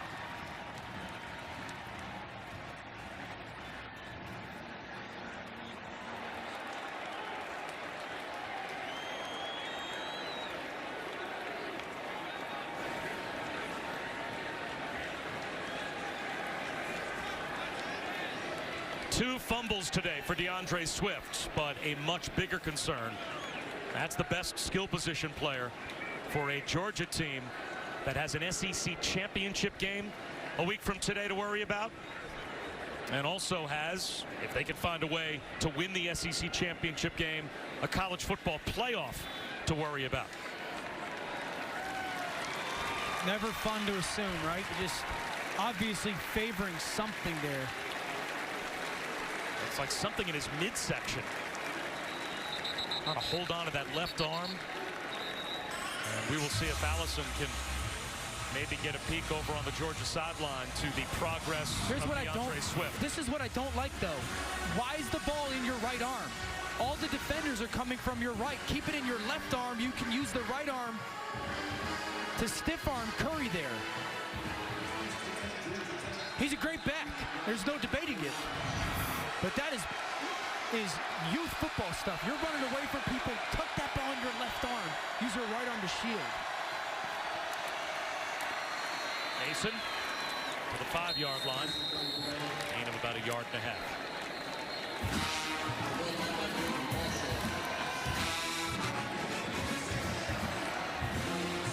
We talked about Georgia Tech offensively a little bit and kind of what they like to do.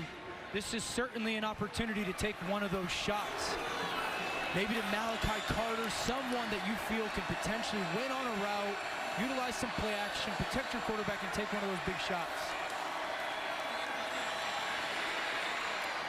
Tipped ball, and the tip drill falls incomplete in the secondary. Fortunately so for the Yellow Jackets. Tyler Davis, the intended receiver, but a chance for Georgia to get a takeaway, and they couldn't find the carry. This is like one of the worst feelings in the world if you're a quarterback. Like, you see the ball just continually get tipped, count the last one to touch. You're like, please just get to the ground. If I'm Georgia Tech, I'm gonna move the pocket here. I'm gonna cut the field in half for my quarterback and make sure he's not sitting back there. So move the pocket, little sprint out, and give him just a very simple 1-2 read, and if it's not there, he can run with it.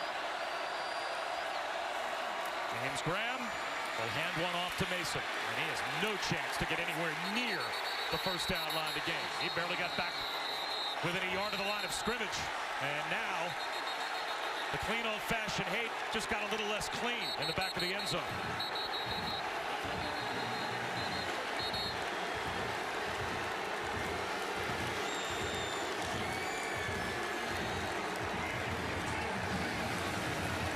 I like it, 73.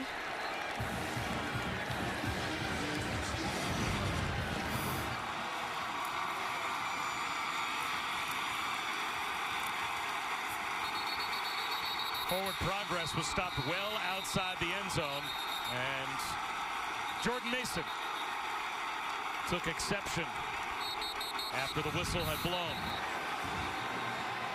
Wesley Harbin from the back of the end zone now to punt.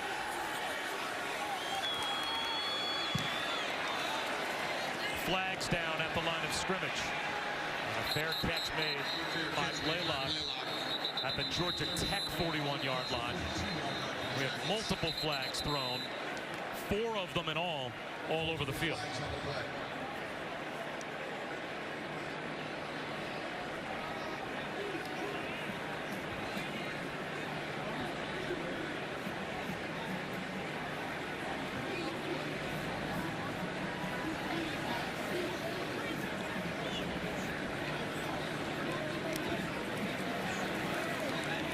obviously have a referee microphone issue.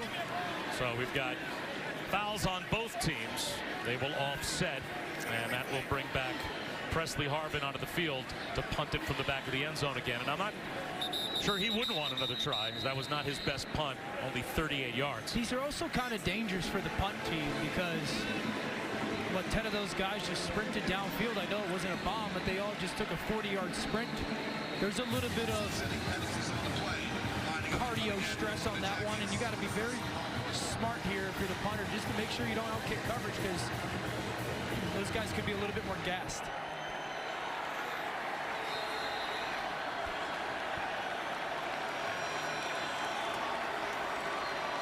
Dominic Blaylock isn't worried that Harvin's going to get off a good one. He's at the 45-yard line of Georgia Tech.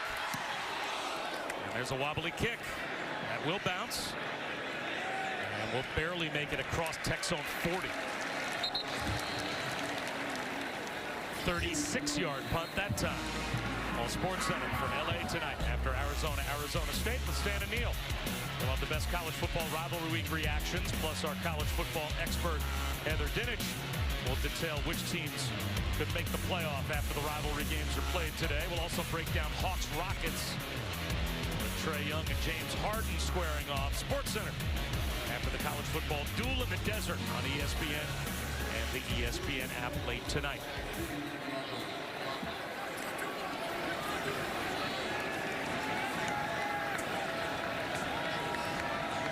Zamir White in a tailback with DeAndre Swift hurt on the sideline.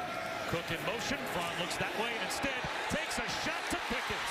Wide open for a walk-in touchdown.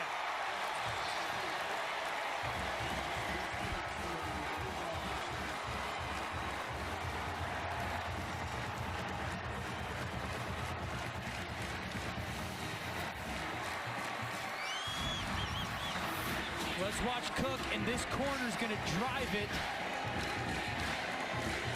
That's what allows Pickens to get wide open. That corner, seeing that bubble motion come, anticipates, and it's a nice job by Pickens of throwing that hand up. Remember, they had run that play in the first half and had kicked it out to James Cook. The corner jumped it, easy touchdown, Georgia. It was a first-half suspension for George Pickens. He might be back in Kirby Smart's good graces now. Blankenship with the big kick. Harrion finishes a run. Jake Fromm has had some timely throws to Charlie Werner. We just saw one to George Pickens to finish off a quick drive for them. 9 different people touched the football. That was the goal today for Georgia. Tobias Oliver. 10-yard line, he's brought down.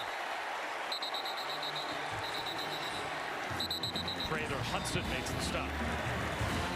Guys, DeAndre Swift is sitting on the trainer's table. He is holding that left shoulder. It's a left shoulder injury that will keep him out the rest of this game. He's got the shoulder pads off. So that is a big concern heading towards next week's championship game for Georgia. They seem to have this game comfortably in control, but no Lawrence Cager, maybe no DeAndre Swift. I'm not a lip reader, but I think he just told the teammate they said it wasn't bad. So, I mean, just off that could be a very good sign of what could be a not great situation for him. Tyler Davis. He picks up about 2. Led by Tyson Campbell.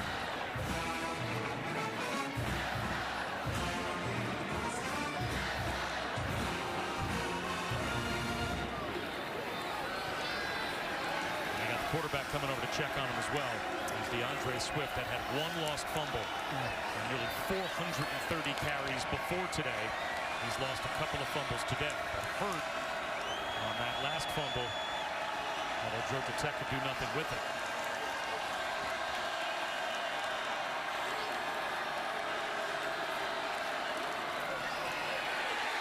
His run game's got no chance against that defensive front. Jordan Mason shut down behind the line again. Loss of 4. Now it will be 3rd down and long. I think one guy that has probably been as impactful as anyone on this defense has been Tyler Clark, number 52. His movement, his quickness off the ball has been so spectacular all season for this defense, and it's allowed some other guys to get one-on-one matchups. Been a really good player for them. Still think Georgia Tech should try to work the middle of the field here like they did early on in that beginning part of the first half. Sprint out for Graham. To the sideline. Malachi Carter had it go right through his hands. He got walloped by Eric Stokes. It's another 3 and out for Georgia Tech.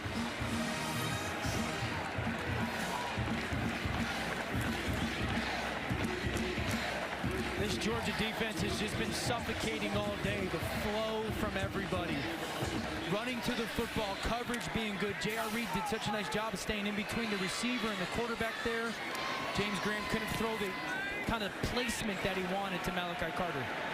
Much better kick this time from Presley Harvin. Blaylock to midfield. Still on his feet. All the way down inside the 35 of Georgia Tech. A 31-yard punt return for Dominic Blaylock.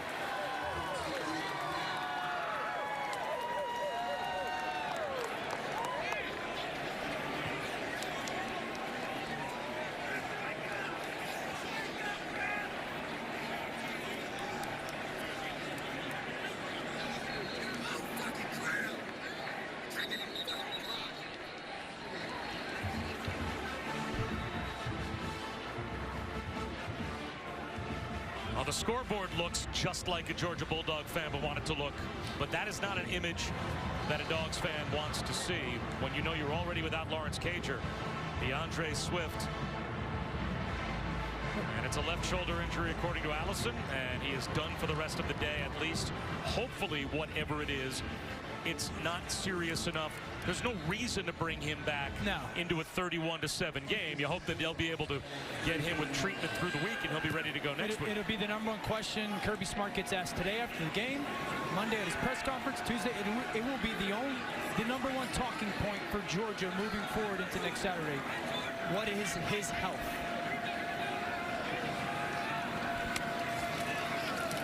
Screen pass, James Cook. Dalvin's little brother weaving his way for a first down into the red zone. Well, guys, Jake Fromm came over to check on his running back, DeAndre Swift, spent about a minute with him, and then he turned to that guy who just caught the ball right there, James Cook, and said, hey, I'm going to need you. Well, he wears number 4 for a reason. His big brother is putting together a tremendous season for the Vikings. Fromm threw it out of bounds. Intended for Kearis Jackson.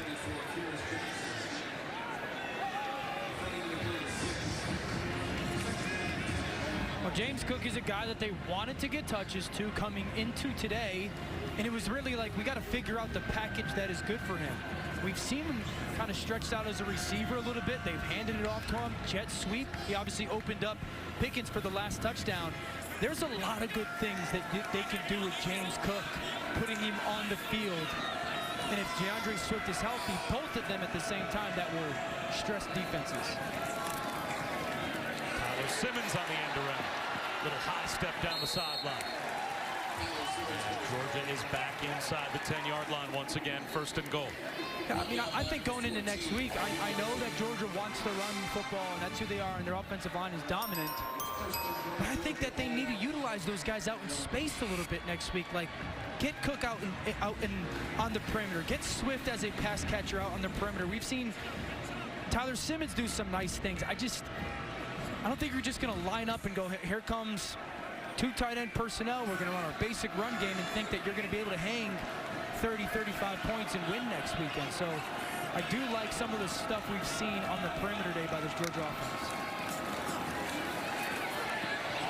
Pickens looking for back-to-back scores. It'll be 2nd down goal. And this is the reality. People don't like to hear this, but this is why George Pickens hasn't grown to. That's a bad route. He runs to the front pylon, and there's nowhere to throw the football. Calvin Johnson, we talked about him. Calvin would just go straight vertical, and he would run to the back pylon, but leave you 3 or 4 yards to the sideline. And then as a quarterback, I can throw 3 or 4 different balls. Jake Fromm had no option there. That ball had to get thrown away. And that's going to show itself next week, is what receiver, when they're lined up there, can run the right kind of route and give me options.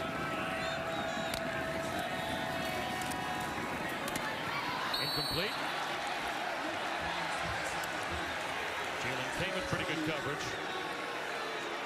Knocked it away from Wolf. 3rd down and goal.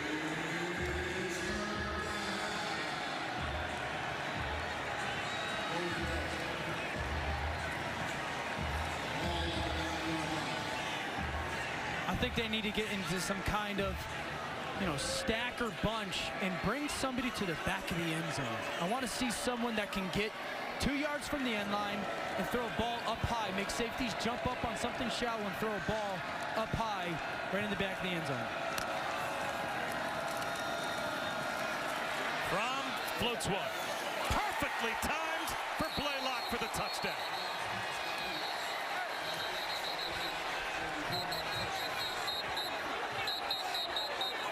And now Pickens gets into it with Trey Swilling on the other side of the field. And there may have been some punches thrown.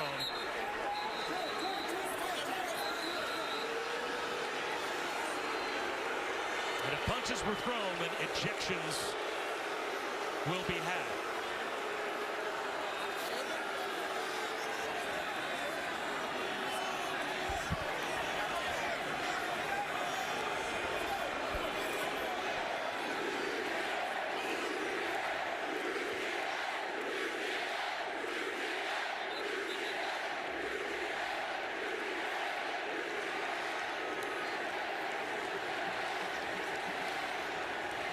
Rivalry games are fun, but that is not what you want to see.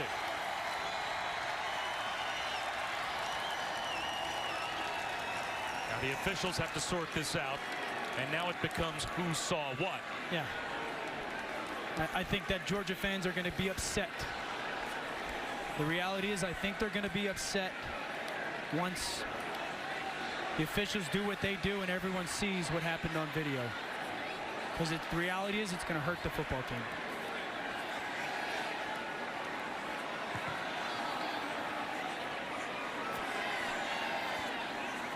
Now we've had a referee microphone situation all afternoon, so I don't know. We're going to get a clear explanation here. We'll see.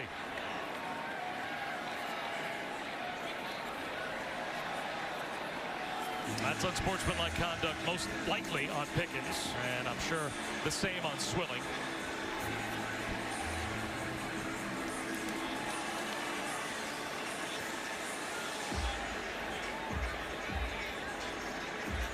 And there's the disqualification signal.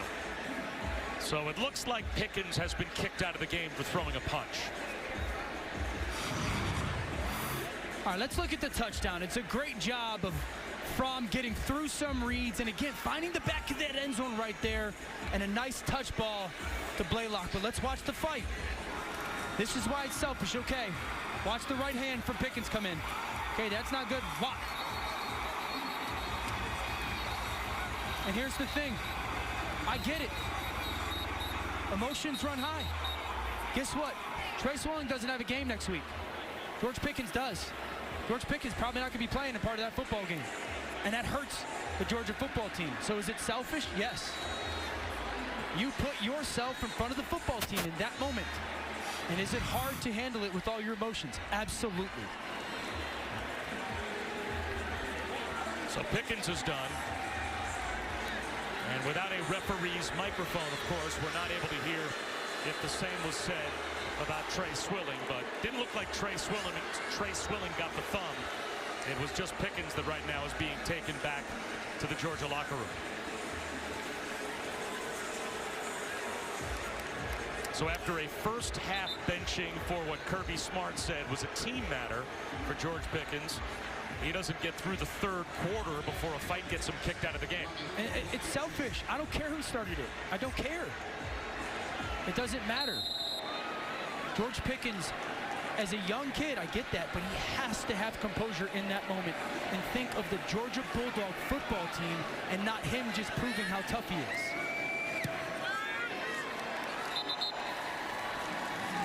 (38-7), the Dogs on top.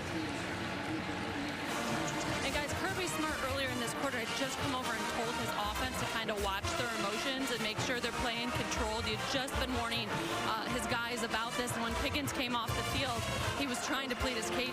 Coach Smart saying he punched me in the throat first. Yeah, he did. I get that.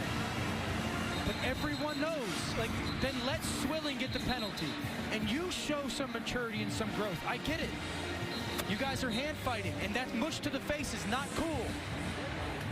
But you got to know in that moment, you can't retaliate. You're going to miss the first half of the SEC title game next week when your team needs you because you wanted to get yours. And again, Trey Swilling isn't going to get penalized next week. They don't have a game. Georgia has the most important game, arguably, of the college football season.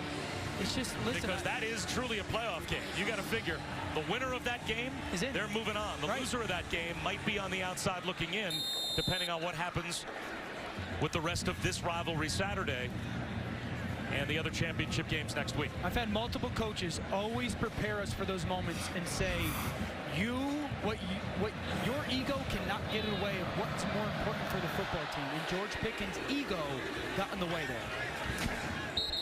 Let's check in with Cassidy.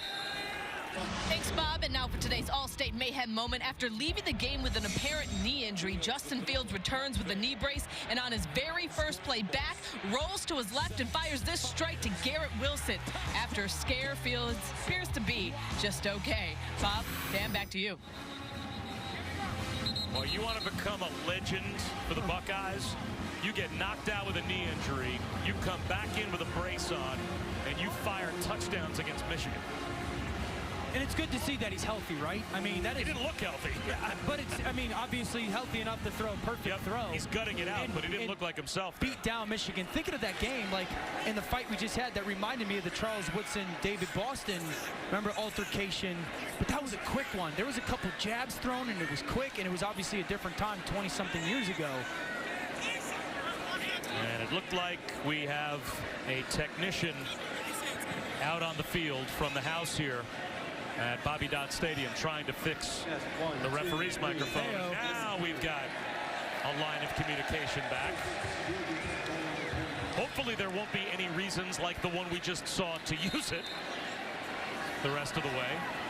But still a lot of time to go in this game. 4.5 minutes to go in the third quarter. James Graham running to the sideline. Looks like he'll pick up about 3.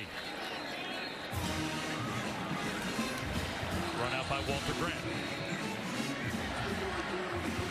I think that's a really good play by Walter Grant, because when I saw him hunting there, I was going to be, because that was going to be a late hit on the sidelines. And so just in those moments, really good kind of situational maturity to pull off and not take a dumb penalty.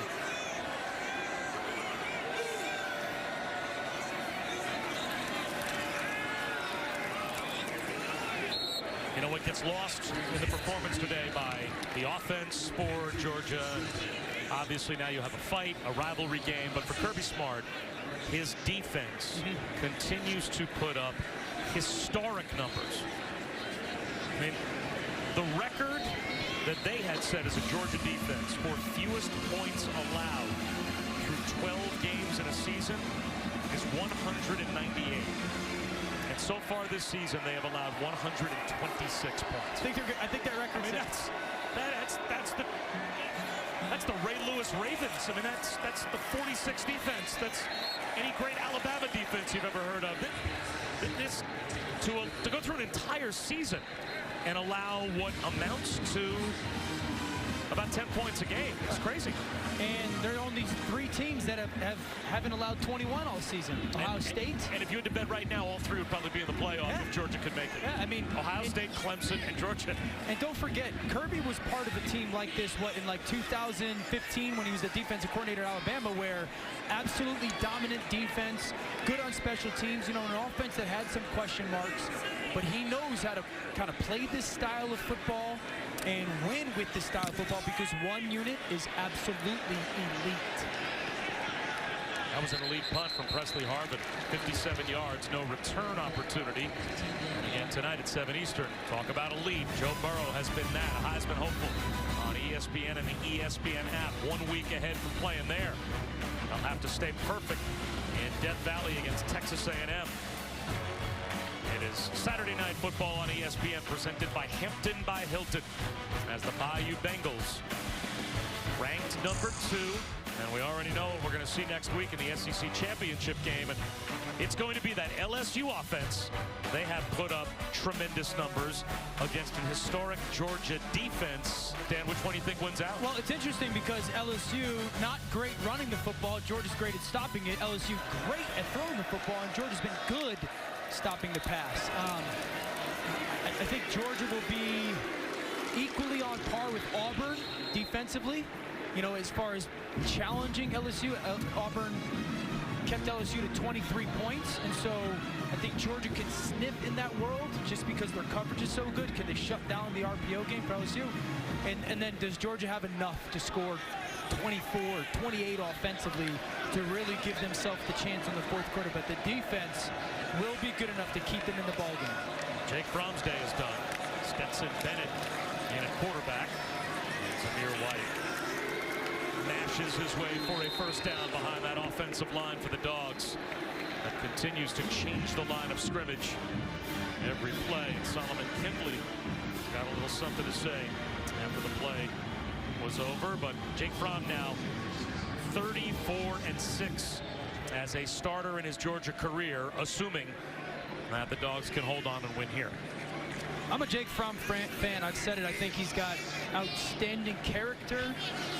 His ball placement has not been what it, historically has been, certainly in the last 6-7 weeks, but I'm a fan of him as a player. I think he always gives his football team the best chance to win the game. Bennett throws one away, and let's check in with Cassidy. Bob, just want to remind people, coming up next on ABC, number 12 Wisconsin, number 8 Minnesota duke it out, not only for the Axe, but a spot in the Big Ten title game. That one is coming your way, 3:30 Eastern on ABC and the ESPN app. Bob, Dan, back to you. And that will be a great atmosphere. That's a really interesting game as well. We saw Minnesota last week against Northwestern. We've had Wisconsin earlier this year, and it's going to be a Minnesota offense that can beat you through the air. Can they shut down Taylor and the run game for Wisconsin? Yeah, if Minnesota's defense kind of just plays good, they don't have to play great. As Cook picks up a first down. They don't have to play great, but play good against Jonathan Taylor and doesn't allow just Wisconsin just flat out own the football game. I do think that their offense is explosive enough. They have such a unique run-pass option game. They work the middle of field, and Tanner Morgan is so efficient. Their quarterback is so efficient with his ball placement and movement. It'll be interesting. That's the matchup. For me, it's not Wisconsin offense, Minnesota defense. It's Jimmy Leonard and the Wisconsin defense versus all the stuff Minnesota does RPO-wise. Cook near midfield, 5 yards on first down. And Bateman, right? Bateman at receiver for Minnesota, who's a Georgia kid who always wanted to play at Georgia, and they never offered him until late, or they didn't come into the picture till late. Does Wisconsin have anyone who matches up against them? That'll be a very interesting kind of finite view, is who Wisconsin feels good about putting on Bateman.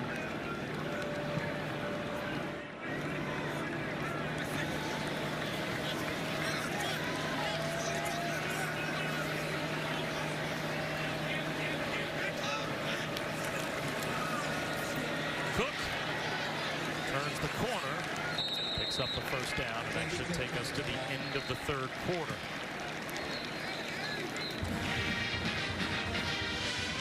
So we'll step aside, head to the fourth with Georgia firmly in control, getting set to play right up the street. Currently stationed, and he said His father is just amazing. What he doesn't talk about it a whole lot, but he comes home, spends time with his family. He's just a great example for everyone. He said he's all about doing whatever it takes and never giving up. And this Thanksgiving, one of many holidays they did not get to spend together. So we thank not just Lieutenant General Minahan for his service, but also his family for the sacrifices they make. Yeah, those of us that work at ESPN oftentimes will spend some holidays away from our family, and we'll complain about it. You'll be on the phone kind of moaning and groaning. I missed the kids for a few days. And then you realize that those who serve, they miss all of the holidays, and they miss months and at times years. And we can't thank them enough for their service. Amen. Oftentimes so we can enjoy it, right? Like, we can enjoy it. Words are never enough for the sacrifice of those who serve. Just consistently saying thank you and thank you. So you're white, bottled up behind the line. Looks like he lost about a half yard, so it'll be 3rd down and a long 6. I think as this game has gone on, the really interesting thing is number 4. To me, it really is James Cook and all the different stuff that they have done with James Cook. Make no bones about it. Like, that is going to be a part of this package moving forward for them next week. But you'd have to imagine that James Coley and his staff have other stuff off of it. I talked about it often today, that they're going to be able to show LSU some stuff, and there's going to be other wrinkles to just some of the formations or ways they've used number 4 today. Stetson Bennett with a chance to put one in the air. Sidearms one easily for a 1st down. Landers knocked out of bounds just shy of the 15-yard line. Gain of 26.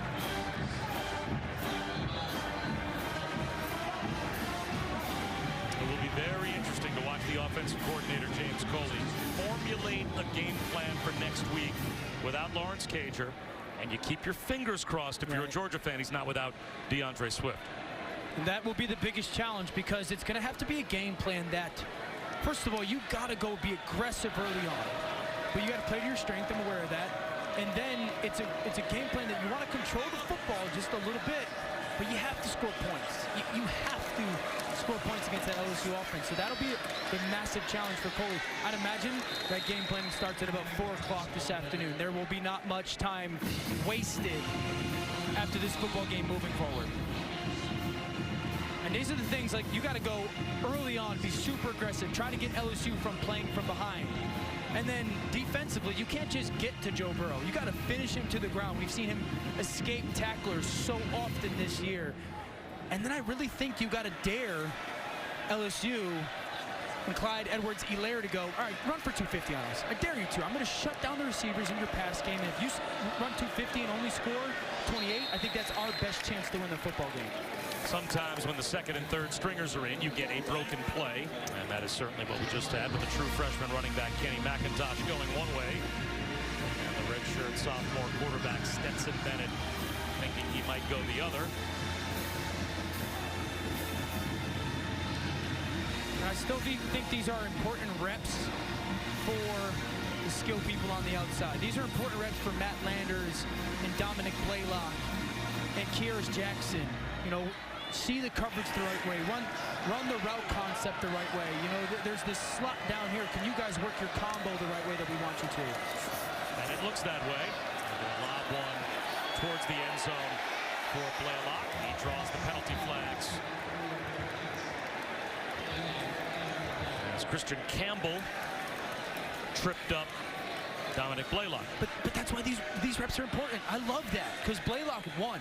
He won at the line of scrimmage. That forced a penalty. Pass interference, defense number 10. Penalty results in an automatic 1st down. Like, watch Blaylock in the slot here as he wins, okay? He's going to run this little fade. That's the matchup. Now watch how he wins and gets outside the DB. Okay, continue to fight through that contact and draw that flag. It could have been easy for him to go inside and run a bad route. We're up 38-7. You can't get these reps back, and that was really good by a young receiver of taking advantage of the opportunity and putting a good rep on tape. Kenny McIntosh back in the pistol formation behind Bennett on 1st and goal. McIntosh at the goal line. And he will add to the Georgia total. Another touchdown and another fight after the play was over.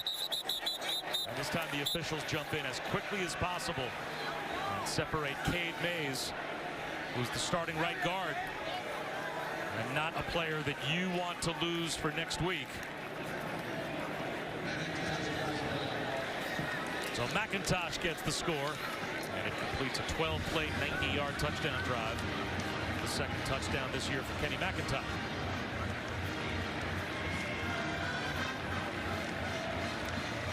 Cade Mays is one of those Swiss Army knife offensive linemen. He's played all up and down the offensive line. You don't want to have him fall into the George Pickens trap. Yeah, but you know what my favorite part about him?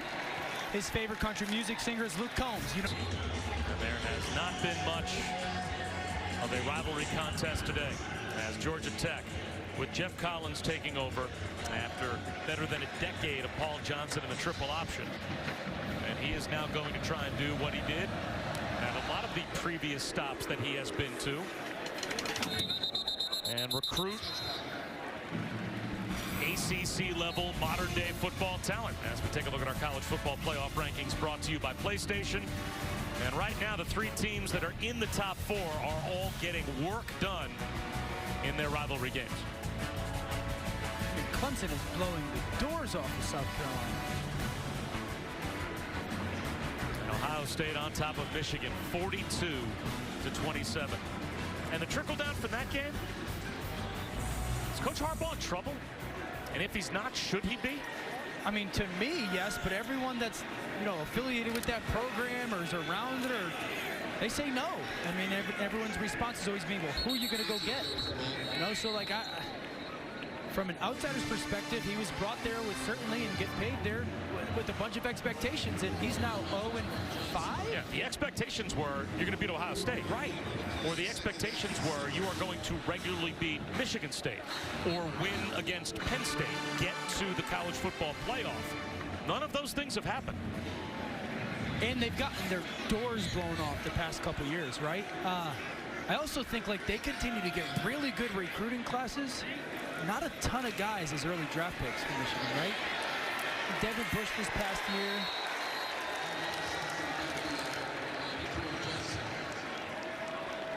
Rashawn Gary was an early draft pick, but certainly no one on the offensive side of the football that's been an earlier draft pick for Michigan.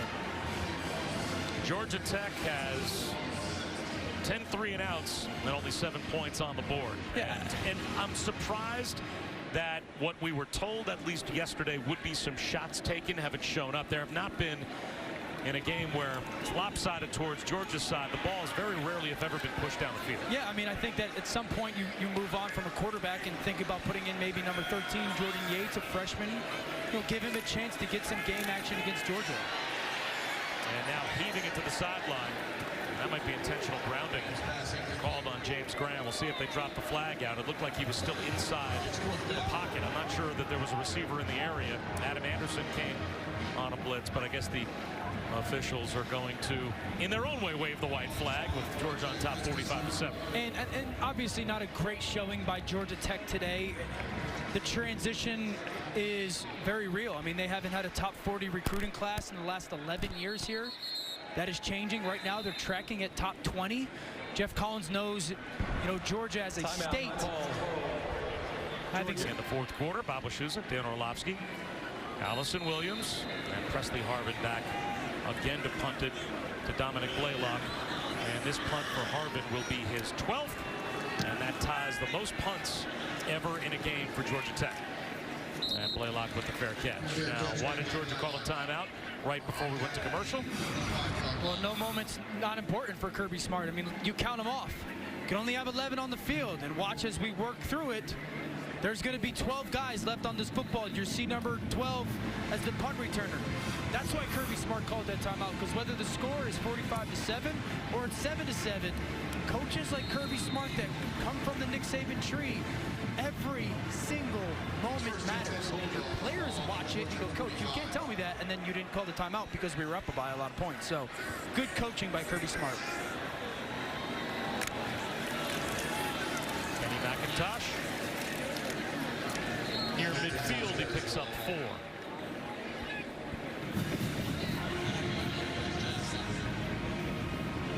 I think now you're probably looking at a complete backup offensive line for Georgia. So, I mean, you got to walk away feeling good about many things. I mean, relatively healthy. Obviously, the biggest question is number 7, DeAndre Swift, but the offensive line gets out healthy. Quarterback gets out healthy. You got to deal with 7. You got to deal with 1, Pickens and Swift, but some good stuff put on tape by some young players. When you're getting into the fourth quarter healthy. McIntosh again. He's a couple of yards shy of the first down. Let's check in with Cassidy. Bob, coming up next, will number 8 Minnesota have an answer for Jonathan Taylor and number 12 Wisconsin? Taylor has rushed for over 200 yards in 3 straight games. Big one in the Big Ten, next on ABC and the ESPN app. Bob, Dan. All right, Cass, thanks very much. It'll be fun to watch that game on Wisconsin. Row the boat. Who ends up in the Big Ten championship? We'll find out. 3rd down and 2. Quick hitter out on the edge. And unable to get the first down. Tommy Bush comes up short. Now it's 4th down and about a yard, and it looks like the punt group is going to come in for Georgia. I'm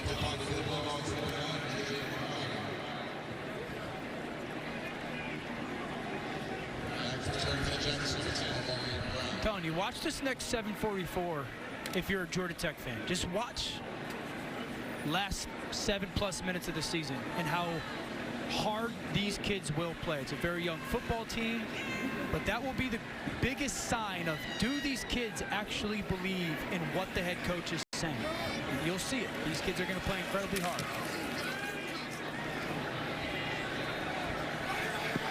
Camarda does exactly what you want him to do. Although he is hurt, that shook him up and contacted behind the line. And he hops up with a limp. Really good job of downing it by Tyson Campbell. But Camarda, after the end over end punt, gets rolled up on by his own guy. Passes. That's the good news for Georgia. The bad news, DeAndre Swift, as Jordan Yates gets caught in the end zone. And let's see if he got the ball out to the 1-yard line. It looks like he did. Check that. They got it to Jamias Griffin.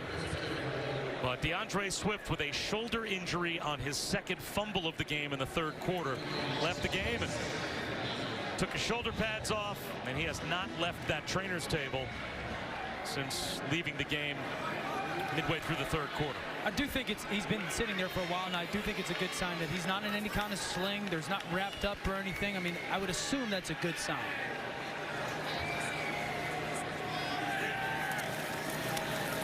Yates, incomplete. It will be 3rd down and about 10 from the 1-yard line. 3rd and 11. Jordan Yates. I played with Jordan Yates' uncle, TJ, with the Houston Texans, who he's now a coach with the Houston Texans. North Carolina grad, had some great moments as a pro. Took the Texans to the playoffs twice, I think.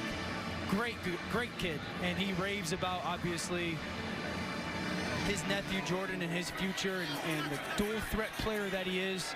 I think it's important for him to get some reps against a really good Georgia defense. He's a Georgia State Offensive Player of the Year. And here he pays the price, gets walloped at about the 3-yard line. So it is yet another 3 and out for Georgia Tech. And that should bring us under 6 minutes to go. Watch on the sideline. Yeah. I said they were good reps. Maybe not some ideal hits, but good to see the young freshman from Alpharetta get in the game. That might be one to worry about targeting. Presley Harvin for the back of the end zone. And this will set a new record for Georgia Tech for most punts in a game. The 13th punt. Fair catch made by Blaylock. 5 lead on Georgia Tech. This Jiffy Lube Rivalry Series game. Papa Shoes and Dan Orlovsky. Allison Williams. Jake Fromm. played so well, he exited the game, was done for the day with a few possessions to go. Kenny McIntosh caught behind the line. Although for Dan, for all of the positives for Georgia, there were some negatives early on that at least caused some concern heading towards the SEC title game.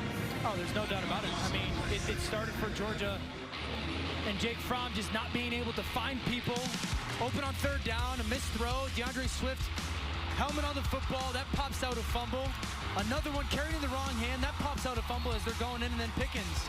And this will probably be just as much of a talking point as the DeAndre Swift fumbles and injury is the lack of composure by George Pickens and how much it'll hurt their football team, certainly in the first half next week in Atlanta.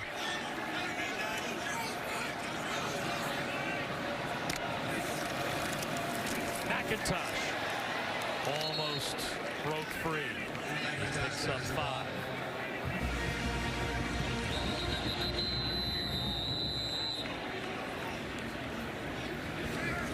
Demetrius Knight, true freshman linebacker for Georgia Tech, is down.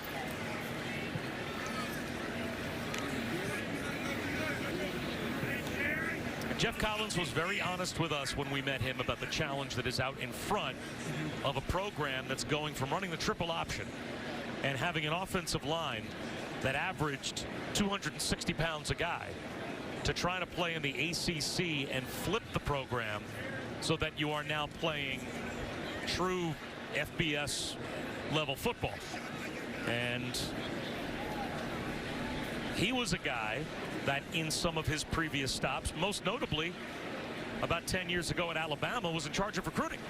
So he knows how to recruit an NFL level Power 5 conference football player. He knows what those guys look like, and he believes in taking this job that Georgia Tech can get back to being that.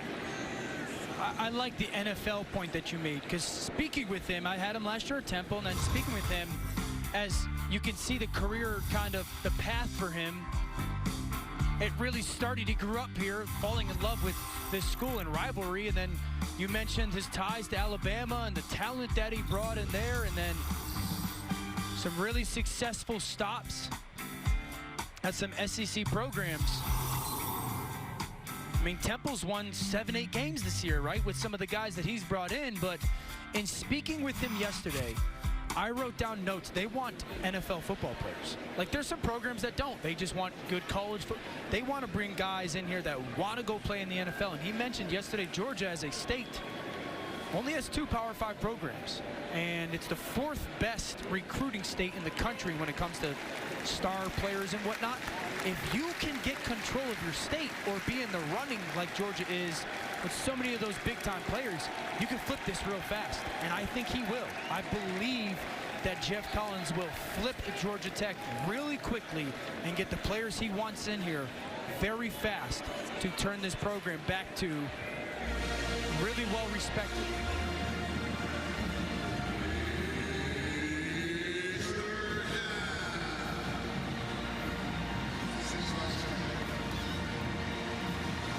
And for a long time, and credit to Paul Johnson, because he obviously is an outlier, wanted to play his system. He recruited to his system, and the triple option here and at the academies would become a constant upset possibility for so many of the national powers because it's just impossible to practice against it. Yep. And he, to his credit, was able to win a lot of football games playing that way here. Yeah. But that also now creates a totally different challenge at Georgia Tech for the next guy in that doesn't want to play that way when you come in and have a roster full of players that were built to play triple option football.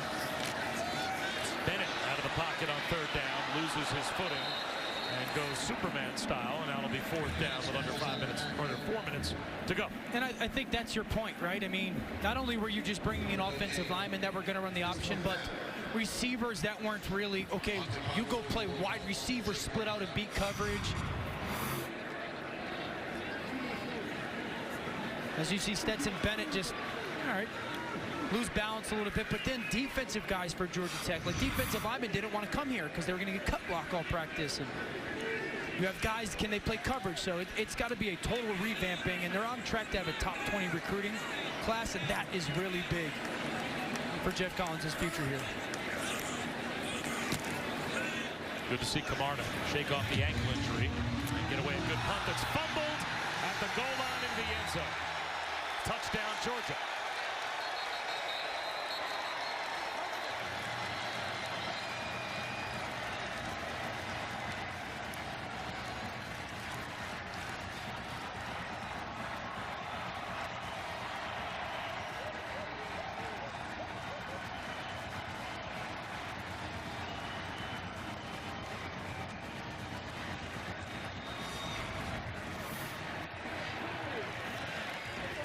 Trying to go make that catch on the punt return.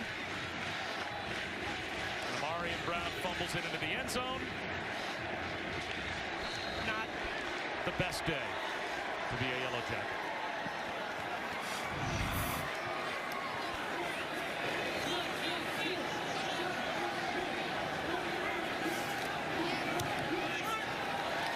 (52-7) Georgia.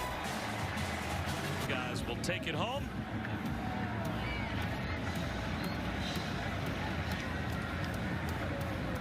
Tyson Campbell.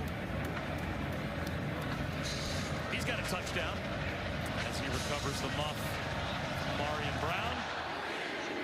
Blankenship sends one deep again. Another opportunity to check in with Cassidy. So, Bob, it's nice and comfortable there in Atlanta, but how about some snow football? Minnesota's Rodney Smith warming up in the snow, getting set to take on Wisconsin and try to get a trip to the Big Ten title game. Bob, Dan, back to you. Wisconsin and Minnesota, they should play in the snow. It's appropriate for that game. I like some real snow. Will the boat row in the snow?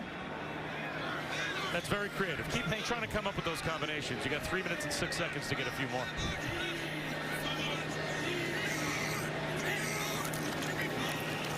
Midas Griffin gets tripped up. Or he might have had a lane all the way to the end zone. True freshman picks up 16.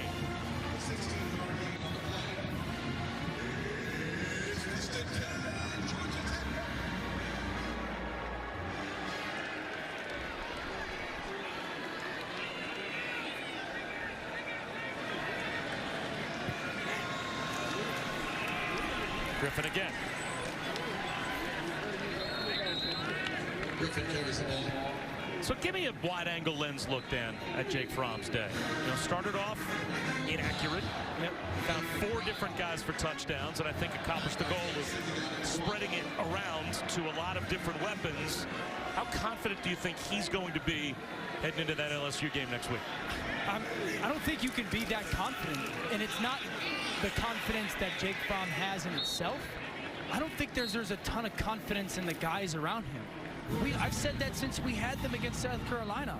Maybe a little bit with Simmons today that, like, okay, I threw him made some throws to him, and Blaylock had some good stuff. Those would be the 2 guys that Jake Fromm could at least feel pretty good about throwing the football to. And so that will be the biggest thing, is when the moment comes next week and he's going to have to trust someone. Who's it going to be? And I think it's got to be Simmons, and it's got to be Blaylock, because Fromm's going to be plenty confident. So a little bit of an up and down, but next week he's just going to have to be willing to consistently trust those 2 guys when it matters the most. And of course, I would imagine that they're really keeping their fingers crossed, not only for DeAndre Swift, and that his shoulder injury is not that serious, but they know they're going to be without Lawrence Cager next week. If they could find a way to pull off the upset and beat LSU, then you've got the better part of 3.5 weeks to rest your best skill guys and maybe not work them hard in practice and get them through a recovery period so that you're full strength if you make it to the college football playoff. Yeah, I mean, if they win next week, they are in. And listen, they haven't gotten turnovers defensively this year, but they've been so good. I mean, you want to see if you're looking at something that might be able to help you swing that game and pull off that quote-unquote upset, punch at the football, get your hands on it. Those defensive linemen have to do a great job of shedding blocks, and in the run-pass option game, getting their hands up, maybe tip a couple balls, and let that dominant defense get some turnovers for their offense to steal some possessions. Well, that defense makes one last tackle at the line of scrimmage, and that should take the clock down to all zeros. And Kirby Smart, Jake Fromm, and the Dogs will celebrate a win in their rivalry game over Georgia Tech. The final score from Atlanta, 52-7. Georgia beats Georgia Tech. For Allison Williams, Dan Orlovsky, I'm Bob Wischusen. So long from Bobby Dodd Stadium. After a quick timeout, stay tuned. Wisconsin.